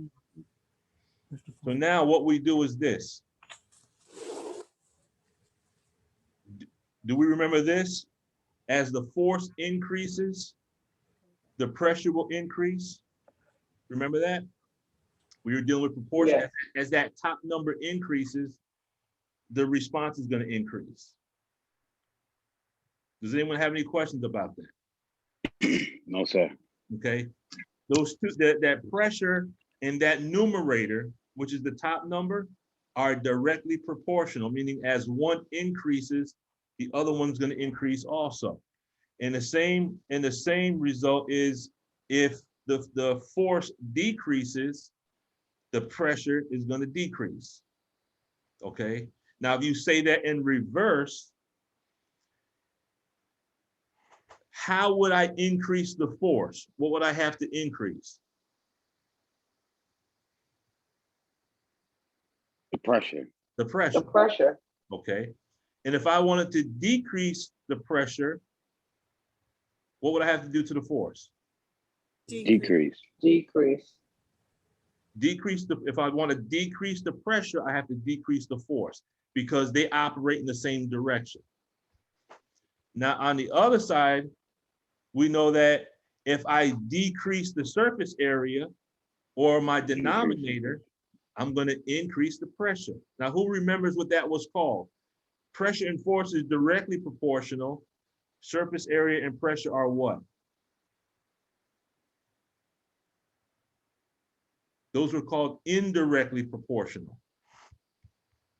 Do you remember that? Yes, sir. Meaning as one increases, the other one decreases. So if I want to increase the pressure, to increase the pressure, there's two things I can do. What are they? You can increase the force and you can decrease the surface area. Increase the force or decrease the surface area, and that'll give me the same result of increasing the pressure, which also means that in order to decrease the pressure, what two things would I have to do? Increase the surface area or decrease the force. Exactly. Does everyone follow that? Yes, sir. Sister Jocelyn, I see, okay. No, I didn't mean to be off, but yes, sir, I follow it. That's no problem. Okay. Okay. So at this point, we kind of see this is the same formula that we've been dealing with. We were dealing with division, and I think last week we were dealing with what? What exactly were we dealing with? What formula? We were dealing with Aberration, driven, yeah. Thought, and postulate. But what was the first formula we dealt with before we got into that? We just deal with A equals B over C? Right. Okay. So again, once you understand the form of a formula or an equation, you'll see the equation form repeated in many different aspects of mathematics. So this form you'll see in fractions. This form you'll see in division. This form you'll see in algebra. You'll see this form all the way up. So if you understand the form, you can go all the way up and understand mathematical concepts because you understand the fundamentals. Does that make sense? Yes, sir. Yes, sir. Yes, sir. So now let's use this as a demo kit now. Brother Lukeman? Yes, ma'am. So this goes back to what you gave us, the rule of division, right? Yes. A equals B over C. Yes, ma'am. It's the same formula. Again, if we were to take the equations from different, like, so you have arithmetic, and then you have, if we were to go right up the ladder, you have arithmetic, you have fractions, you have what's called integers, you have ratios, you have percentages, you have algebra, geometry, trigonometry, then you have calculus. You're gonna see that equation, the form of that equation at every level, but it's gonna have different applications and different symbols tied to it, but the form of the formula or the equation is gonna be the same. So once you see the equation, you say, oh, wait a minute. I know what that is. That's actually division. You see past the formula, and it's like you see the essence or the spirit. You look past the physical formula and you see the spirit of the formula. Does that make sense? Yes, sir. Yes, sir. Okay. So now, again, we use the equations as a demo kit. So instead of plugging in numbers, we're going to plug in concepts. So for pressure, force, and surface area, pressure is the same as stress. And when we look at force, that could be the same as counter emotion. And then the surface area could represent our understanding. Does that make sense? Yes, sir. Okay. And we're going to go more into it to kind of drive this point home. So with that being said, then we take that formula, we have the same form, but we're inputting, just like you can input different numbers, you can input different concepts. So what is stress? Stress is a relationship between counter emotion and understanding, or you could say counter emotion and the analytical mind, or you could say stress is equal to the reactive mind over the analytical mind. Does that make sense? Yes, sir. Okay. Yes, sir. We're just putting concepts in here now. So if I take this right here, all the same rules apply. If I want to increase stress, what do I have to increase? Counter emotion. Okay. Counter emotion. So the devil does what with our environment? He keeps the environment full of counter emotion, which has what effect on us? We're constantly under what? Pressure. Stress. We're under pressure or stress. So if we're under pressure or stress, and we know pressure or stress is a way of thinking that translates into the endocrine system and then translates into disease, then the enemy, if we could figure it out, then the enemy already knows the science of how to keep people sick. You control the environment which they live in, right? Yes, sir. So the way out of stress, and this could be one of the solutions to problem number one with the uncle of W.D. Farrar. How do you solve that problem? Well, if you can get him to decrease the counter emotion, then what happens to the stress? It decreases. It goes away, it decreases. So if you change the way he thinks or perceives reality, what happens to his stress? His stress decreases, and as a result, what happens to the disease? Decreases. It goes away. The disease begins to go away because L. Ron Hubbard, it makes this valid point that we have psychosomatic illnesses, and psychosomatic illnesses are rooted in the endocrine system, which is rooted in thought. Now, if we want to, if we can decrease our counter emotion, then what happens to our stress? It decreased. It decreases. So if we decrease the stress, what happens to our health? It goes up. It's better. It increases. Our health will increase. So if I can rise above emotion into the mind of thinking of God, indirectly, what effect will study guide number 18 have on my health? Beautiful. It heals. Huh? It increases. We will heal. And really not only study guide 18, but really all the study guides, because all the study guides were dealing with how to deal with counter emotion. How do we deal with mixed feeling and controversy? Because if I can't deal with mixed feeling and controversy, then what does that do to my stress level? Raises it. And if I can't deal with mixed feeling and controversy and my stress level increases, then my inability to deal with mixed feeling and controversy will have what effect on my health? Ill effect. And so now, am I cause or effect? Effect. Cause. Effect. I would be cause. because the environment is dictating my response. Okay. Yes, sir. Okay. So now so now if I decrease my understanding, what happens to my stress level? Goes up. Okay.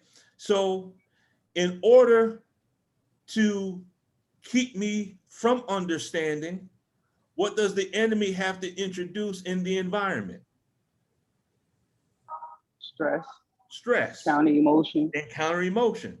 Both of those correct. So if you increase stress and you're increasing counter emotion, then automatically you're decreasing understanding. So when you keep a person stressed out, you keep them away from the higher realms of thinking. Does that make sense? Yes, sir. Yes. So if you Absolutely. keep, so what is the meaning of, so why does the devil keep our people illiterate? So he can do what? So he can use them as a tool and also a slave. He keeps them blind to themselves so he can master them. So he keeps us ignorant so he can do what? He can keep us stressed. He keeps us stressed. What does he do? He keeps us sick. Yes, sir. So if I increase my understanding, what happens to my stress? Decreases. It decreases because now I'm using the mind of God to look at my situation, and I'm not looking at it from the standpoint of being effect to a cause. I'm like, no, this is a problem. This is a problem that I have to solve. So once I confront the problem, once I face the problem, now I can work on a solution to remove the problem. What happens to my stress level? The stress level decreases. How many of us have ever experienced this? We had a situation in our life we had to deal with. We kept avoiding it. And then once we finally faced it, it was so easy. We said, I should have did that a long time ago. Yes, sir. Yes, sir. So can you see the relationship between stress, counter emotion, and thinking or understanding? It's a mathematical equation. Does everyone follow that? Does it make sense? Yes, sir. Yes, sir. Now let's input a couple other things and then we'll wrap it up. Whispering devil. Same form, different concepts. So as the devil inside of me whispers, what happens to my stress level? Goes up. Goes up. It goes up. If the enemy on the outside wants my stress level to increase, what does he have to be able to control on the inside of me? Say that again. Emotion. Which is tied to the whispering devil, right? Yes, sir. And how does he do that? Through commercials, through marketing, through advertisements, through the music. He's always trying to connect to the whispering devil on the inside. And if he can increase that voice on the inside, then that increases the stress on the outside. Does that make sense? Mm-hmm. But now if we can remove the whispering devil on the inside, what happens to our stress level? Goes down. It goes down.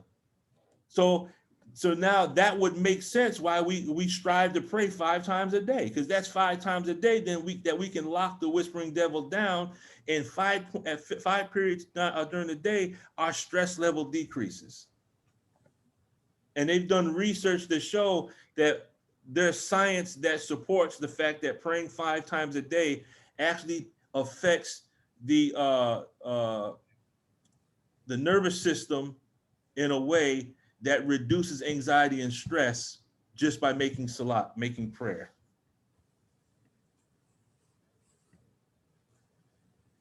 So now, how would the enemy keep us stressed? He does what to our understanding?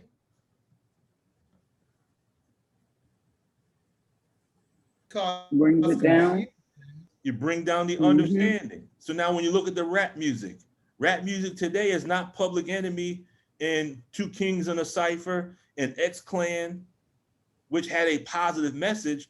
Rap music nowadays is just garbage. Some of it, not all of it, but some of it. The one I'm talking about does what? It lacks understanding. What has he done to the educational system? He decreases the understanding. So when you decrease someone's understanding, all you have to do is put them in a stressful situation, and now they don't have the wherewithal to calculate mathematically to solve their own problem because they've been dumbed down. Right. And that's why the instructions we receive from the minister are so vital and so important, because he's given us the tools. He is giving us, he is increasing our understanding, which does what it's supposed to do, what to our stress. Right. Can I make one testament? Because you're correct.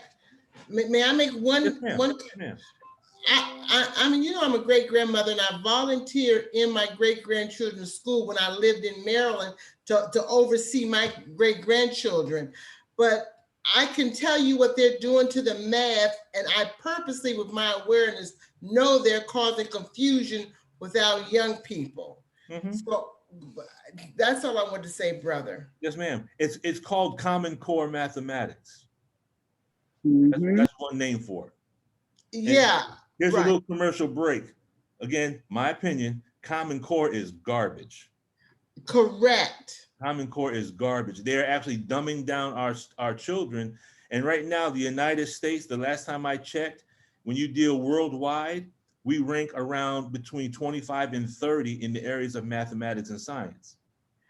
I just want to attest that you're correct, because I volunteer in the schools when I lived up there with them. Mm-hmm. So you're correct how the devil is causing stress and confusion. Mm-hmm. That's all I want to say. Is there anyone here that does not know what Common Core mathematics is? I don't. Yes, sir. I don't. Okay, at the very end, I'm gonna play a little snippet of video and let you see what it is. And before the video's over, you're gonna say, what in the world are they doing? I'll play that at the end, because we're almost finished now anyway. But thank you, Sister Cheryl, for that. You're welcome. So laying the pressure. So here's where it all comes together. If Allah is laying pressure on the mind, because when it's all said and done, what we're under, Allah is either causing it or Allah is allowing it, right? It's either his active or his permissive will. So is he applying pressure to bring us harm or bring the best out of us? Which one is the best out of us? He's doing it to bring the best out of us. There's a verse in the Holy Quran where it says, and I'm paraphrasing it, Allah uses the fire to destroy the disbeliever, but he also uses the fire to purify the believer. So the fire and the pressure are like interchangeable. So we could say that the pressure that we're told that Allah lays on the mind, and we know that the Savior loves his nation, then he's not laying pressure on the mind to make us break or to destroy us. I would think that he is laying the pressure on us to bring the best out of us. Does that make sense? Yes. Okay.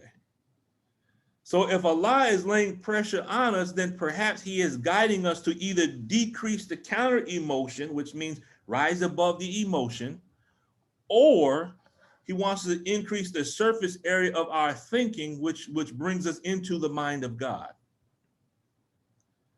The verse in the Bible says, all things work for good for those who love the Lord. So whatever we're going through right now in our personal life, the struggles, the trials, you know, some of this stuff is based on what we're doing. So we already have the solution to it. We just got to stop being the cause of the negative effect that's present. And there's some things that we didn't bring into our life that Allah allowed to happen. And in either one of these, both of them work for good to teach us something, to bring more God out of us. Does that make sense? Okay. Yes. So to summarize what we covered today is, you know, carrying the weight of the world can cause us to break unless we can either reduce the weight, which we do through our perception of reality, or increase our understanding. The trials that we must face are not designed to defeat us, but to bring more of Allah out of us. As we understand more equations, we will be able to understand multiple areas of mathematics, science, and physics simultaneously. And then equations can be used to understand Allah, to understand self, and to understand our own mind. And that's where we will end that. Brother Lukman, could you put that back up one more time, the last thing? Okay, let me go back. Summary. Thank you, sir. Can you see it? Am I still on screen share? You can see that? No, sir, not yet. No, sir. Let me gotta go back on the screen share.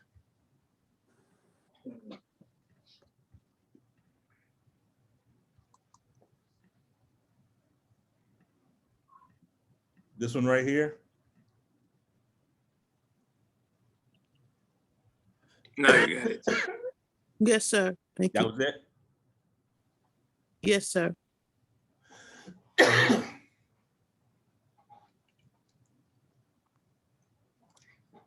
Are we good? Yep. Was that Sister Haviva? Yes, sir. Yes, Okay. sir. You got it, or you need more time? I got it. Thank you, sir. Okay. Okay. Let me pull this up real quick, and then we'll call it a day. Let's see here.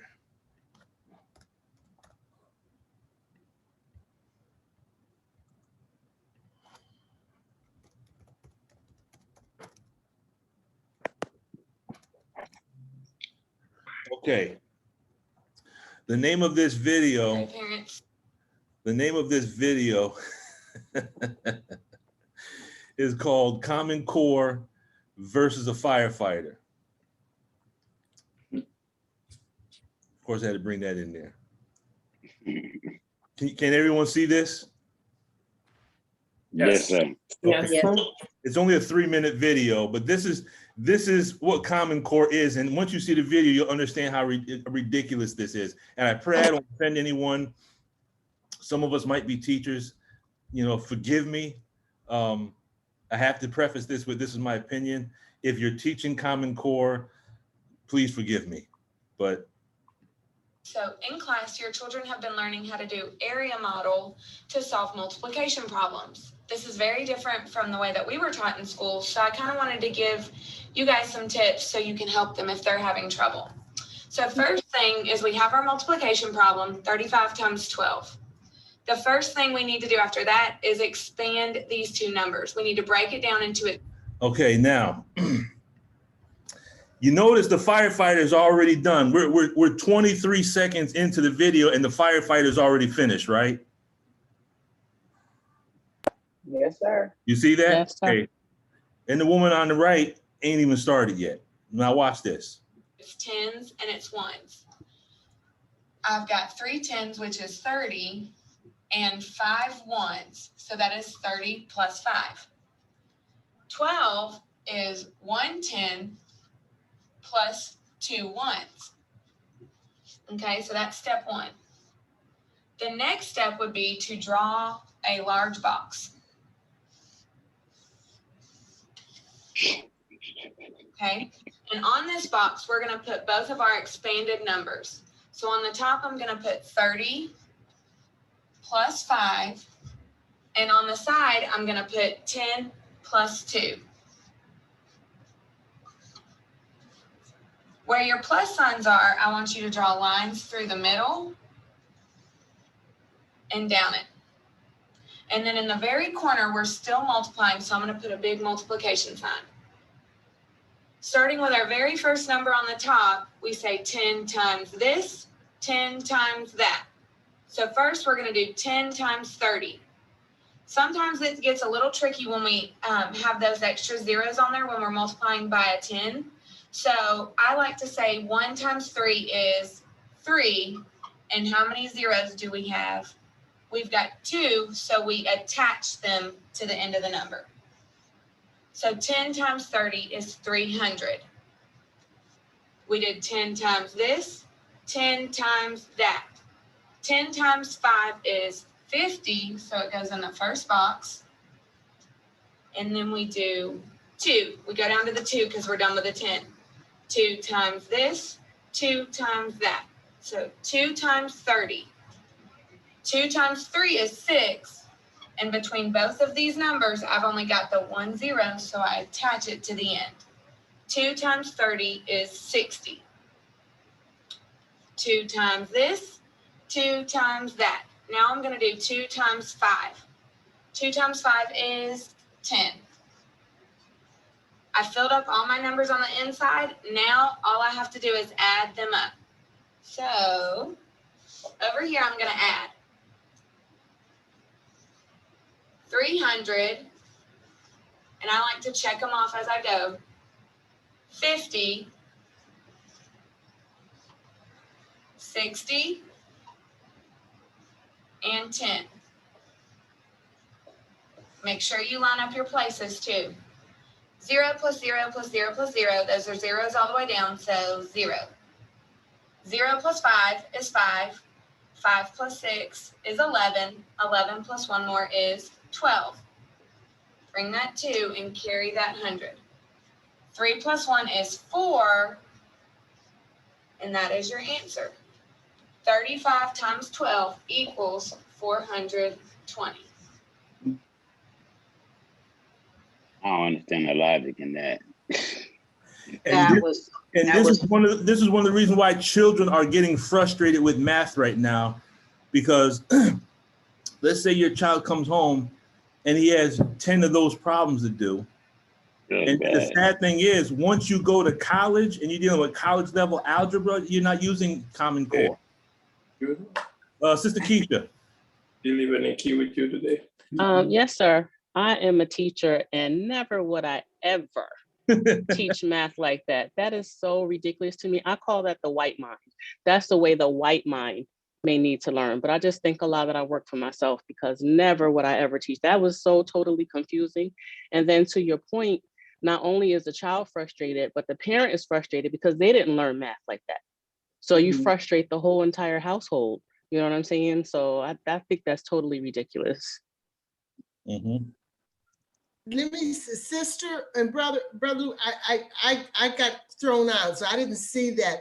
But sister is right, and I see why the minister said we got to get our own schools. I volunteer in the school system as a retired grandmother, and I'm going to tell. And some of the teachers that are not, don't look like us intentionally, but they mask it, do things to dumb our children down.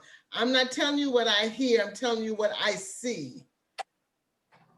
Okay, so I missed it, but I know what that math is you're talking about, because when I was in school and I saw the Caucasian teacher teaching it, she enjoyed doing it.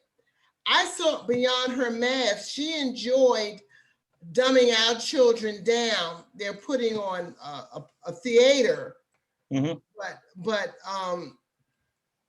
you know, but you're right, sister, you're right. I've seen that math in my grandchildren's school, but that was all I wanted to say. I'm sorry. Thank you. Okay, no, that's fine. Brother William.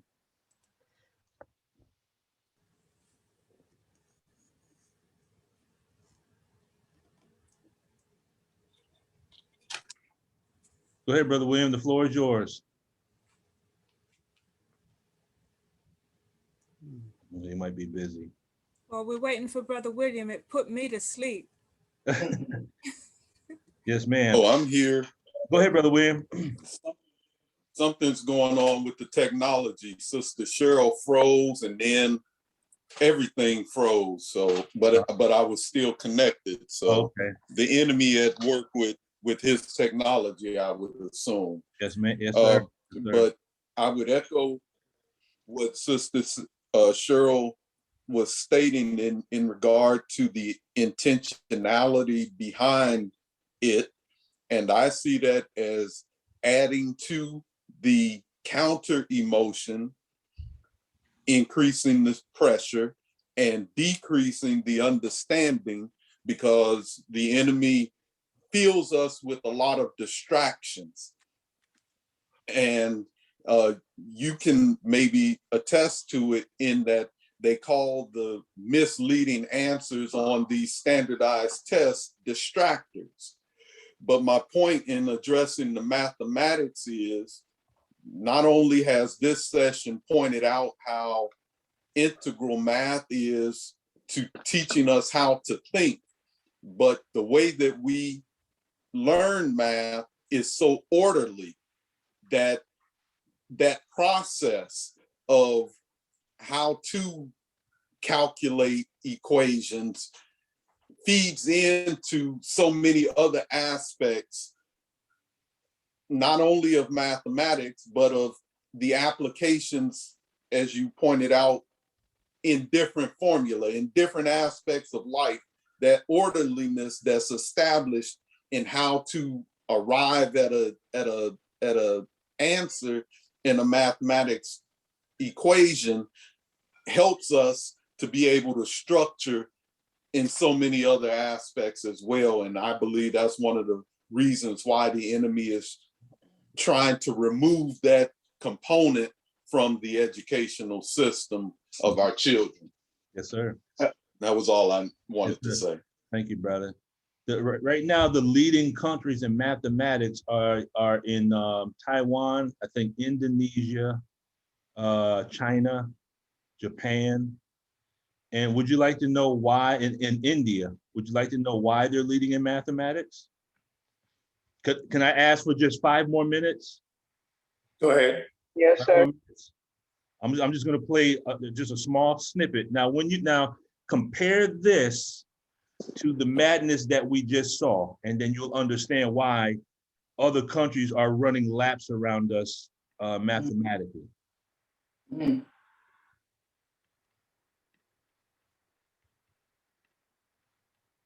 Brother Lukeman, while you're pulling that up, may I state, and it's at the lower levels, at the foundational levels, that the United States is so low in math, but then ironically, the country is rated higher once you reach the college level.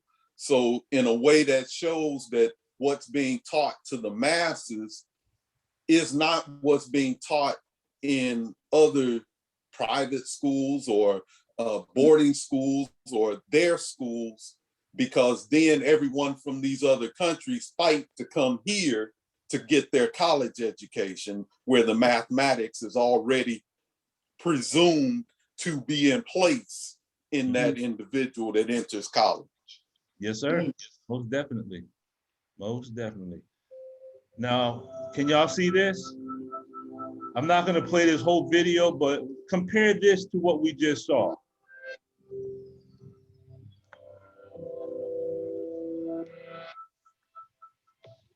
Namaste. I'm from India, and India is one of the oldest civilizations in the world. It has contributed to the world concepts such as yoga, Ayurveda, spicy chicken tikka, and Vedic math. Vedic math is one of the world's easiest and the simplest way to do math. We're going to combine together and do some number crunching today. So what we're going to first do is multiply by 11. We're going to do it together. So if you blink, you're going to miss it. So just watch it, okay? So we're going to do 32 times 11, okay? So we split 3 and split 2, and we add 3 and 2 and paste it on top, and you get the answer as 352. Now, how simple was that? How simple was that? Simple. That's awesome. No boxes, no this times this and this times that. And once you learn this, you can do the math mentally. You don't have to do calculators because the math has patterns. You don't learn the patterns when you do Common Core. But when you do math the way these other leading countries do, you can do the numbers, you can do it in your mind.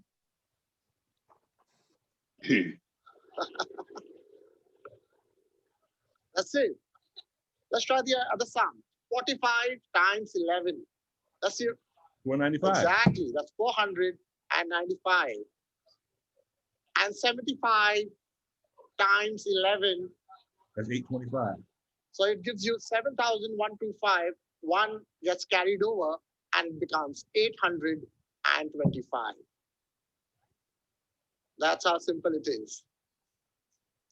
Okay, this is the principle behind it, where A is the coefficient. Let's move on. Okay, now what we're going to do is the base method. Okay, this is used to multiply numbers very close to the powers of 10, like 10, 100,000, and so on. So we have a sum here, say 99 times 97. Okay, now tell me, is 99 more than 100 or less than 100? Less by how much? So we write minus 0.1. And 97 is less than 100 by how much? So we write minus 0.3. So what we're going to do is we're going to cross subtract and get the first part of the answer, like this. So we're going to do cross subtraction. 97 minus 0.1 would give us 36. And we multiply 0.3 times 0.1 vertically, and we get our answer as 0.3. Let's take another sum. Try and do it yourselves. We got 98, which is it more than 100, less than 100? By how much? And 97 is 3. So we got 98, we go crosswise, we got 98 minus 3, or we could do 97 minus 2. They all give you the same answer. So that would be giving us 95, and the second part would be 0.6. So that's our answer. So that's just a little snippet. I'll play the whole thing. That's just a little snippet. But it just goes to show, you know, in conjunction with Brother William is saying, when you look in the inner cities and look at the math that they're given versus what's in the outer cities where we are not, the math is not the same. And then once you learn you're tied into Common Core, it almost will castrate our children mentally with regards to college level mathematics, because you can't solve calculus and trigonometry using Common Core mathematics. It would take entirely too long to do that. So bear witness. So let me go here. It was a good class, sir. Praise be to Allah. Does anyone have any questions, thoughts, concerns, or suggestions before we close things out? Yes, Brother Lukman. Yes. This may or may not have anything to do with math, but I think everything does. But why do you think they took away the cursive writing on the script in school? You know, I've never thought about that, but I'll explain. I'll respond to it like this. Cursive writing, if you look at it from the perspective, I'm looking at it from this perspective of Dianetics, he talks about what's called aesthetics. You know, because I remember when I was in school, you had the paper, you had the blue lines, and you had the dotted line, and you had to practice your loops and your cursives. There's something about cursive writing and just the word itself, signature. I always thought that was a sign of your nature. There's something about the way you write that ties us back. It's like when we wrote our letters, we had to write it in the handwriting of the messenger. So there's something connected with handwriting that touches an aspect of our creativity. That part is just my opinion. Nowadays, children are so busy saying LOL and, you know, BYB, because everyone's texting. It's even taken away further from the children's ability to communicate. At one time, I would put ASA, but then when there's something inside of me said, nah, don't shorten the greeting. Don't fall into that trap. I trip up every once in a while. But instead of saying ASA, I say, no, that's not, ASA is not the greeting. We don't walk up and say Asa. We don't do that. We say Assalamu alaikum. It's something about And you know what? While I'm on that note, let me say this to us as believers, because I hear this all the time when brothers and sisters give the greetings to one another. We don't say Assalamu alaikum. Sometimes we shorten it. We say Salam alaikum, don't we? Salam alaikum. Yeah. How many of us have heard that before? Salam alaikum. Heard it. Yes. Now, if you go into the Holy Quran, there's a footnote. And Assalamu alaikum and Salam alaikum are not the same thing. I'll find the exact footnote and I'll post an email. When the Jews gave the prophet the greeting, they did not say Assalamu alaikum, they'd say Salam alaikum, which means death be unto you. Mm-hmm. Right. So we should, when we give the greeting, we should not rush it. I hear it all the time. We should slow it down and say Assalamu alaikum.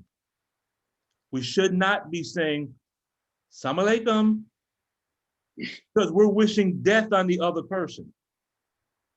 I know that's off the tangent, but it was something that just came to mind as we were talking. But with regards to cursive writing, it has to do with aesthetics.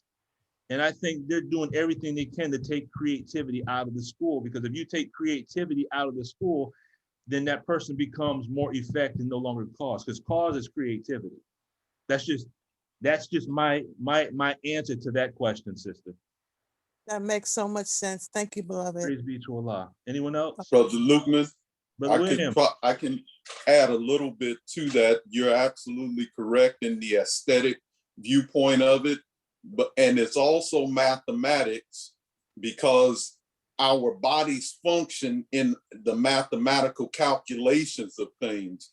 I remember hearing the minister in an address where he spoke about a great three-point shooter or some basketball player that is calculations in the rise from the jumping to the arm movement to where the basket is to make the ball have the arc to go in the hoop. So just the writing is the flow of our arm. Our arm is a mechanical instrument, and our brain is doing the calculations to make the proper strokes as we are writing that. So that's just a little bit to add to what you've already shared. Just keep in mind the mathematics that we had to apply when we had to write a letter. I don't know about you, but I remember going through almost a whole pack of paper.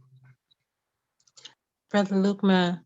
Yes, ma'am, Sister Johnson. I'll also offer that it takes away from the literacy and it increases the communication gap between the youth and the elders, because as we learned how to write in cursive, and then most of the time that's how we write, our children and grandchildren say, don't write in cursive because I can't read that. So it's also increasing their illiteracy as far as cursive writing. Yes, ma'am. Yeah. Okay. If you look, Brother Lukeman. Go ahead, I'm listening to you. I'm just trying to find this footnote, but go ahead, I'm listening, brother. That's when we were being introduced to the Nation of Islam, what was it that we had to do? We had to write to the Savior, and you did not type it, nor did I. So nor did we write it in block letters. We had to write it in cursive letters, and we had to duplicate as we saw it that the messenger did to be admitted. So the cursive writing itself has to do with our own personality. But at the same time, since we had to do it the way the messenger did, so that means we were submitting our personality to a greater one that will introduce us to the God. So now when this world is taking away cursive writing, they're taking away reading, because now they give you audio books. So what are they trying to do? At one point, when they know they got all of us in that mode, with the push of a button, they can kill the computer.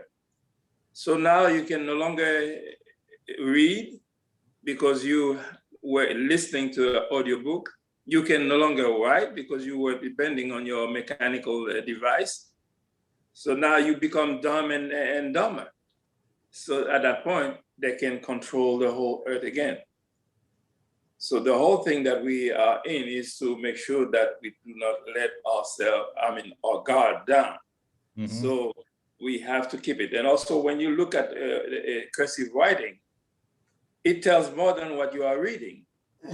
Because when you are in fear of something or when you are dishonest, your handwriting is going to be somewhat scratchy. You can hardly read it. And that's why if you look at, I had friends who were, my schoolmates. Once they go to a medical field, their handwriting change. You think it's because they have to take fast note? No, because they're going to prescribe things. So therefore, if anytime they make a mistake, they can blame it on the pharmacist who could not read their handwriting. You see, everything is by deception, and it prepares people not to be honest, but to become dishonest. So these are the things that we are facing when we are looking at all these things. And I think Sister Cheryl earlier was mentioning that we must have our own school. But if you look at problem number 25, that's what it is about when you talk about the Public Library of Cairo, because all books are given to you not just to read, it's a learning process. You have to learn from there. But where is your school? Or where is your library? Because if we don't pay attention to those things, yes, we could say we have MUI, we have other little school, but where is your university? So that's what the problem books is all about. So we have to look at the problem book in a different way so that we can really get to where we want to go. We do have the blueprint, now we have to learn how to use it. And can you imagine if because some of us read our Supreme Wisdom on our phones or our Supreme Wisdoms on our computer, and as you're saying, what happens if everything goes down? That makes me understand why we're supposed to have this wisdom by heart, because in order to get the wisdom, you actually have to take my life to take the wisdom, because I have these lessons here, and as long as I have the wisdom here, I can reproduce another book. That's exactly what I agree with you 1000%. And with regards to writing in the area of forensics, one of the things you can do is you can build up a whole psychological profile based on a person's writing, because the writing tells you about the person's mind state, their emotional state. Do the letters lean to the right? Do they lean to the left? Are there a lot of loops, or is the writing really, really small, or is it really, really large? They can actually study your handwriting and draw up a psychological profile based on just studying things that you've written. That's it. And if you want to see a good movie, since we're on the subject, there's a movie called Fahrenheit 451. What? That was actually a very good movie. What's the young brother who played in Michael B. Jordan? He plays in that movie, and it's about exactly what we're talking about. It's one of those movies that will drive home the point about the significance of reading and why they started destroying the books. But Fahrenheit 451 is a good movie. Sister Angela, you got your hand up. Yes, sir. I just thought about the Book of Eli when you were talking about saving our lessons to memory, because the guy that was in search of the Bible that was in Braille, the book was always in the mind of Denzel Washington. Also, I think I unofficially became a handwriting examiner for myself. I noticed, depending on the subject matter, my handwriting changes. I could go through a notebook and you would think this notebook was written by 6 different people, and it's all me. Yes, so ma'am. Depending on the subject matter, depending on my mood and my perception, that delivers the handwriting. So since they took cursive out of school, I take my nephews and I taught them the whole alphabet in cursive. So I let them put it together themselves. And you know, most of them because they like the capital letters because they're more fancy, which leads me to thinking this is art, creativity, culture. Then I get them to do it on a blackboard. I don't know how many people have written in cursive on the blackboard. You up there like a band, an orchestra instructor with that chalk in your hand writing in cursive. It's a form of movement that I think activates certain creativity that has to do with music for some odd reason. So I just wanted to touch on those two things. As you were speaking, it reminded me on times when the minister was in Mosque Mariam teaching at the board, and when he writes on the chalkboard, not only does he write in cursive, but he writes real smooth, he writes fluidly, and he takes his time. And I think that also has a connection with cursive because, you know, when you deal with calligraphy, calligraphy has a way of calming anxiety. It calms one down. In Japanese and Chinese arts of calligraphy, I mean, those are art forms, and you have to be in a certain state of mind to even do Japanese or Chinese calligraphy. So I agree. It has something to do with creativity. Sister Ania, your hand is up. Yes, so I just want to know the name of that first math video that you played. It's called Common Core versus the Firefighter. Thank you. And the second one, Brother Lukman, the second video? The second one is called Vedic Math, VEDIC. And he goes into a lot more. I just showed a little snippet, but it just goes to show, I mean, it's ridiculous.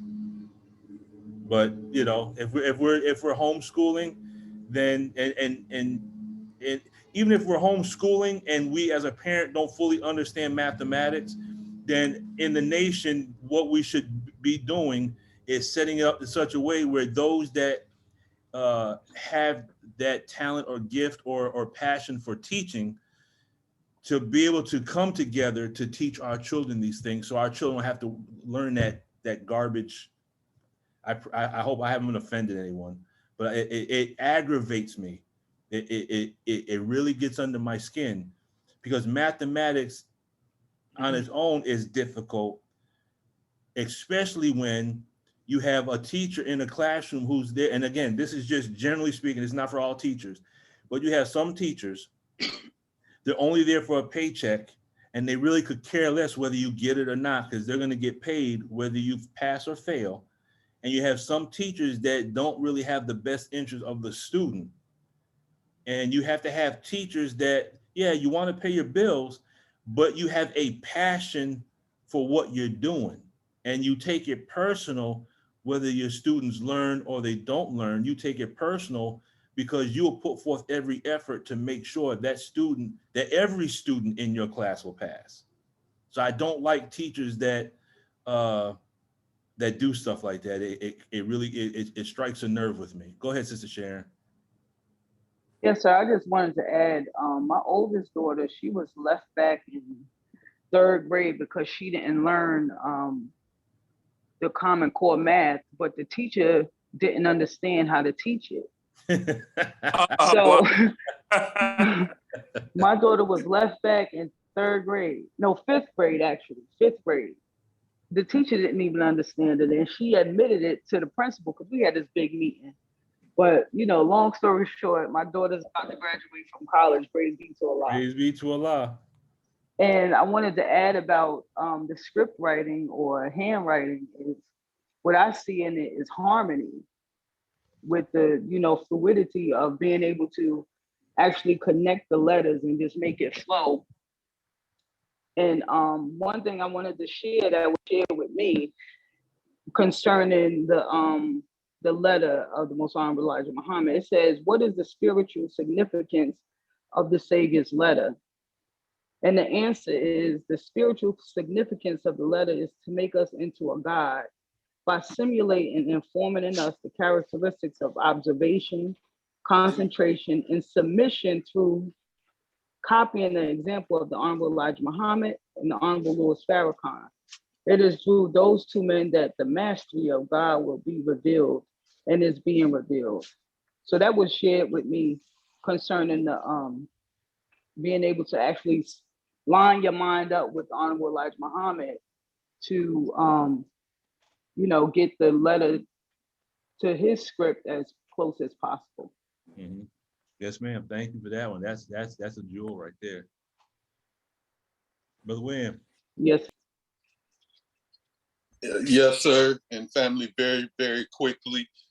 Sister Sharon took the thought right out of my mind, and Brother Eric sparked the thought in that the question came up as the minister has pointed out, the devil wants to disqualify us or make us unacceptable to Allah, that if they remove script writing, then how will the new convert be able to apply for a name of their own, to accept their own and become their own self if they can't write in cursive writing?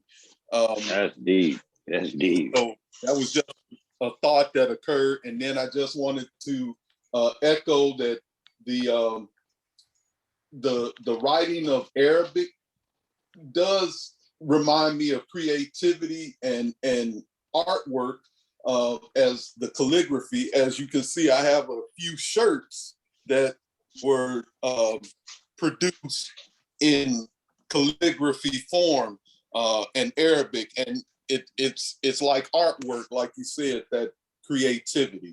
So I just wanted to make note of that. Yes, sir. Yes, sir. Thank you, brother. Sister Sharon, you had another question? We also have to bear in mind, and when things are going down, the first casualty is always the books. The enemy always destroys books. It burns them. It confiscates them, and then for that matter, they will hide them. All those ancient books, they are not all destroyed. If you go under the Vatican, they are there. And certain areas of the library contain books that you cannot even go and ask for. So you need special clearance to get.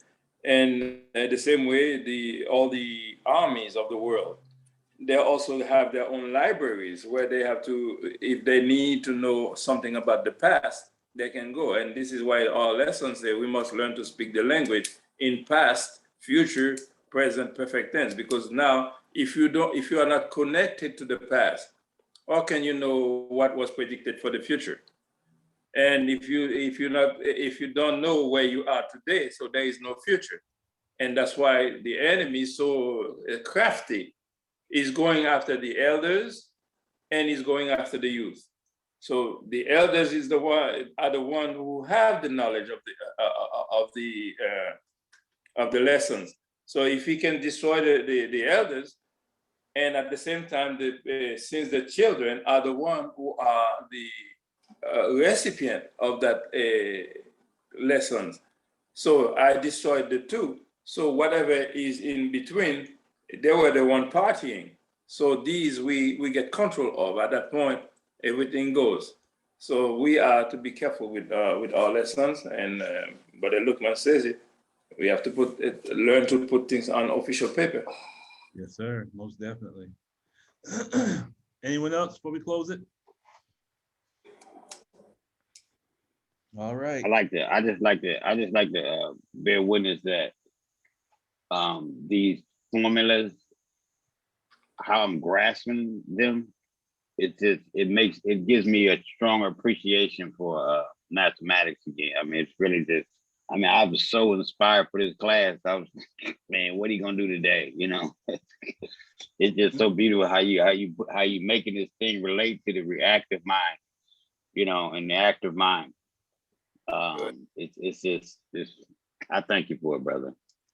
I thank you for that, and I am thankful to Allah for showing it to me, because like I said, this idea actually popped in my head. It was the first thought, I think it was around the first thought I had when I woke up Tuesday morning when I was getting ready to leave work.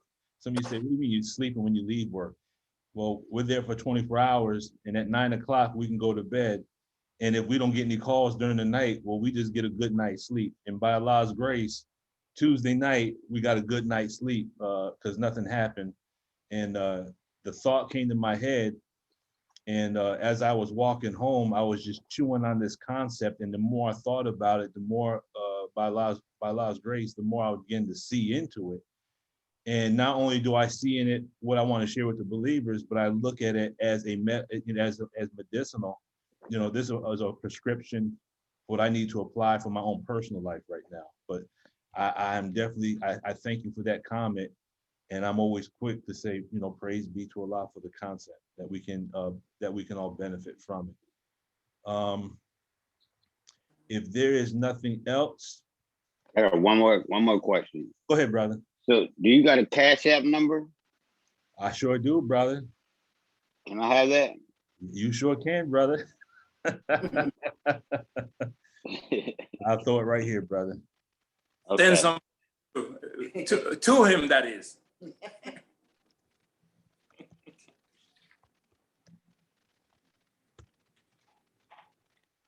Oh, I would figure so. Yeah, right. That's theology, bro. That's you know, that's the thing, brother. I've had chess theology for probably as long as I had my AOL account, and based on Brother Eric, I think it was Brother Eric making fun of me having an AOL account. I did. Yeah, I say the same. I see Sister. I say the same thing to my mother. So, yeah, my mother got AOL. Yeah, you can tell old school people they have AOL. So you know. About that old people, excuse me. Huh? Excuse me about that adjective, old people. No, I said old school. I said old. Oh, okay. I'm sorry, brother. No, I didn't say old people. I said old school. Old people. I'm sorry, brother. You almost came through the computer on me on that. No. Old school have AOL. We all remember the sound when you had to go on AOL. You heard that little sound, that little thing that came on. Yeah. Yeah. People, the youth today don't know nothing about that. But right. My daughter makes fun of me every time she has to send me something. She, you know, that's why I got a Gmail account finally. But anyway. Well, beloved family, as always, I'm grateful and thankful to have these few moments with you. I pray Allah that you heard something that was inspiring. And obviously, we know we won't be here for this weekend because we have the training seminars. But we do have Brother Batin and Sister Belinda's group tomorrow morning at 10 a.m. Supreme Technology Workshop. Right now, we're currently going through the handbook for pre-clears, and we've been hitting some real. We've been high science and high flying and hitting some real wonderful concepts and some jewels. So, if you're available at 10 a.m., you know, please feel free to join in with us. If not, God willing, I will see everyone on Sunday. We have a special gift. Sister Cheryl made the recommendation of the 4 valid therapies. And as I was walking to work, Allah just dropped the idea right in my lap and showed me how the 4 therapies are actually in our supreme wisdom. And I was going to give you a little snippet, but I'm gonna save it. I'm gonna save it for Sunday. But come on. This little tease or something. You just want a little snippet? Okay, a little snippet. Yeah, I want a snippet. Okay, the four therapies are Dianetic processing. Then you have change of environment, and a change of environment includes nutrition, includes recreation, and then there's one other one. It slips my mind. There's 3 under that, but I know nutrition is one of them. Under environment, education. And then no, education is a separate valid therapy. So you have Dianetic processing, you have education, you have environment, and then you have control and regulation of mess. Okay, those are 4 valid therapies. So what we want to do is we want to look at these 3. We want to look at education, we want to look at environment, and we want to look at the control of mess. But the main kicker in that is education or environment, and environment includes nutrition, right? So the way that Allah gave it to me was These other 3 valid therapies can be summed up in question number 14, Lost Found Muslim lesson number 1. What is the meaning of MGT and GCC? And I'm going to leave it at that. Wow. Okay. I ain't even trying to think on that level. The sisters have the ability to control these. Now, I don't know what's in the training units. I'm not supposed to know. Yeah. I'm only going based on the lesson. So when you look at the lesson, when you look at environment and you look at the house and you're dealing with nutrition, then the home is the basis for the de-aberration of that second dynamic. And if the brother, so that's the environment internally. And then if the brother's doing his job externally, then he's helping to keep that environment where it should be. So both individuals are keeping the family de-aberrated. So for us, the other valid therapies have their root in question number 14. Again, that's just my opinion. Everything is Praise be to Allah. Everything is So that's where we're going, inshallah. cleanliness. Our 3 valid therapy, the 3 other valid therapies are rooted in our systems. And we'll see where that leads us, because I haven't started getting into the nuts and bolts of it yet. But Remember the lesson lines up. Go ahead, brother. Brother Eric? No, I was just saying what you're saying. Okay. Cleanliness internally, externally. And then it says, it give the sisters mostly about the medicine cabinet is where? In your kitchen. Yes. And you're talking about nutrition. Yes, exactly. And if you look problem number 2, it deals with the uncle and the wife of the uncle who are sick. Why are they sick? Because of the kind of food that they're eating. So they're eating the wrong kind of food. Now you have to learn to correct your nutrition, and at that point you will get better. But at the same time, problem number 1 and number 2 is asking you who's producing your food. Or where do you get your food from? So now if you can produce your own food and you are cooking your own food, your health will improve tremendously. And health has connection with the mind. And the mind is what controls the body. And the body is the engine that makes things goes right. So now that's what you're going to use to produce whatever you got to produce in life. So all of these are interconnected. Yes, sir. And then it can bring you also to the other part, which is number 5 and number 6, problem number 5 and 6. Also, it shows you the uncle, the first uncle and the second uncle, they are also sick. But why are they sick? So now they got a problem. But where did we put them? We put them in the enemy's hospital. And what happened to them? So they think they killed them, but they did not, in fact. Thank God for that. But it's asking us, where is your hospital? Where are your doctors? Are you producing doctors for your community? At the same time, it's asking you, who is your pharmacist? Because every time you go to visit the doctor, you got $250 to give per visit, and the pills cost you another $1.50 or something like that, right? How many pills did you take? If you take 40 years to take a medication and it's still not producing any change, that tells you it's time to change everything. So that means we got to produce our own medicine, our own hospital, produce our own doctors, nurses, and everything that we need. That's what the problem is about. Not so much to take a calculator and calculate how much it's going to cost. But now, anyway, but now the first doctor is who? What? The mother. Who's the first doctor? Well, who's the first doctor in the home? The mother. The mother. The MGT and GCC, that's the first doctor. Uh-oh. Don't go there. Don't go there. No, we're going there on Sunday. That's part of the valid therapies. I was asked a question about the recordings. I'm gonna get in contact with someone who has a better understanding of the ins and outs of the computers to find out why some And I don't understand why some can open and some cannot, but I'm gonna try to see if I can figure out what the problem is and have something rectified within the next couple of days. So I have one statement I'd like to make. I was gonna, inshallah, I was gonna share this Saturday once I was completed, but I am now at day 38 of the 40-day fast. Ooh, damn. Excuse me. Praise be to Allah. Day 38. Yes, sir. I got 2 more days. Brother, how much weight have you lost? You there, bro? I lost about I'm at 143. I usually walk around about 152. So I didn't lose a whole lot of weight. Well, you ain't got too much more to lose if you 158, brother. I mean, you ain't got much. No. I walked around about 152. Uh-huh. And now I'm down to 143. So it's like 9 pounds. Wow. Man. Yeah, because you only lose so much.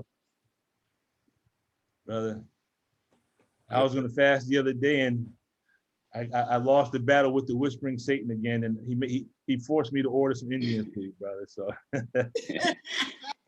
hey, next time, just think about Brother Rashid, okay? And maybe you can get him a boost. Yeah, I'll think about Brother Rashid while I'm eating my vegetable samosas. And Brother Rashid, yes, sir.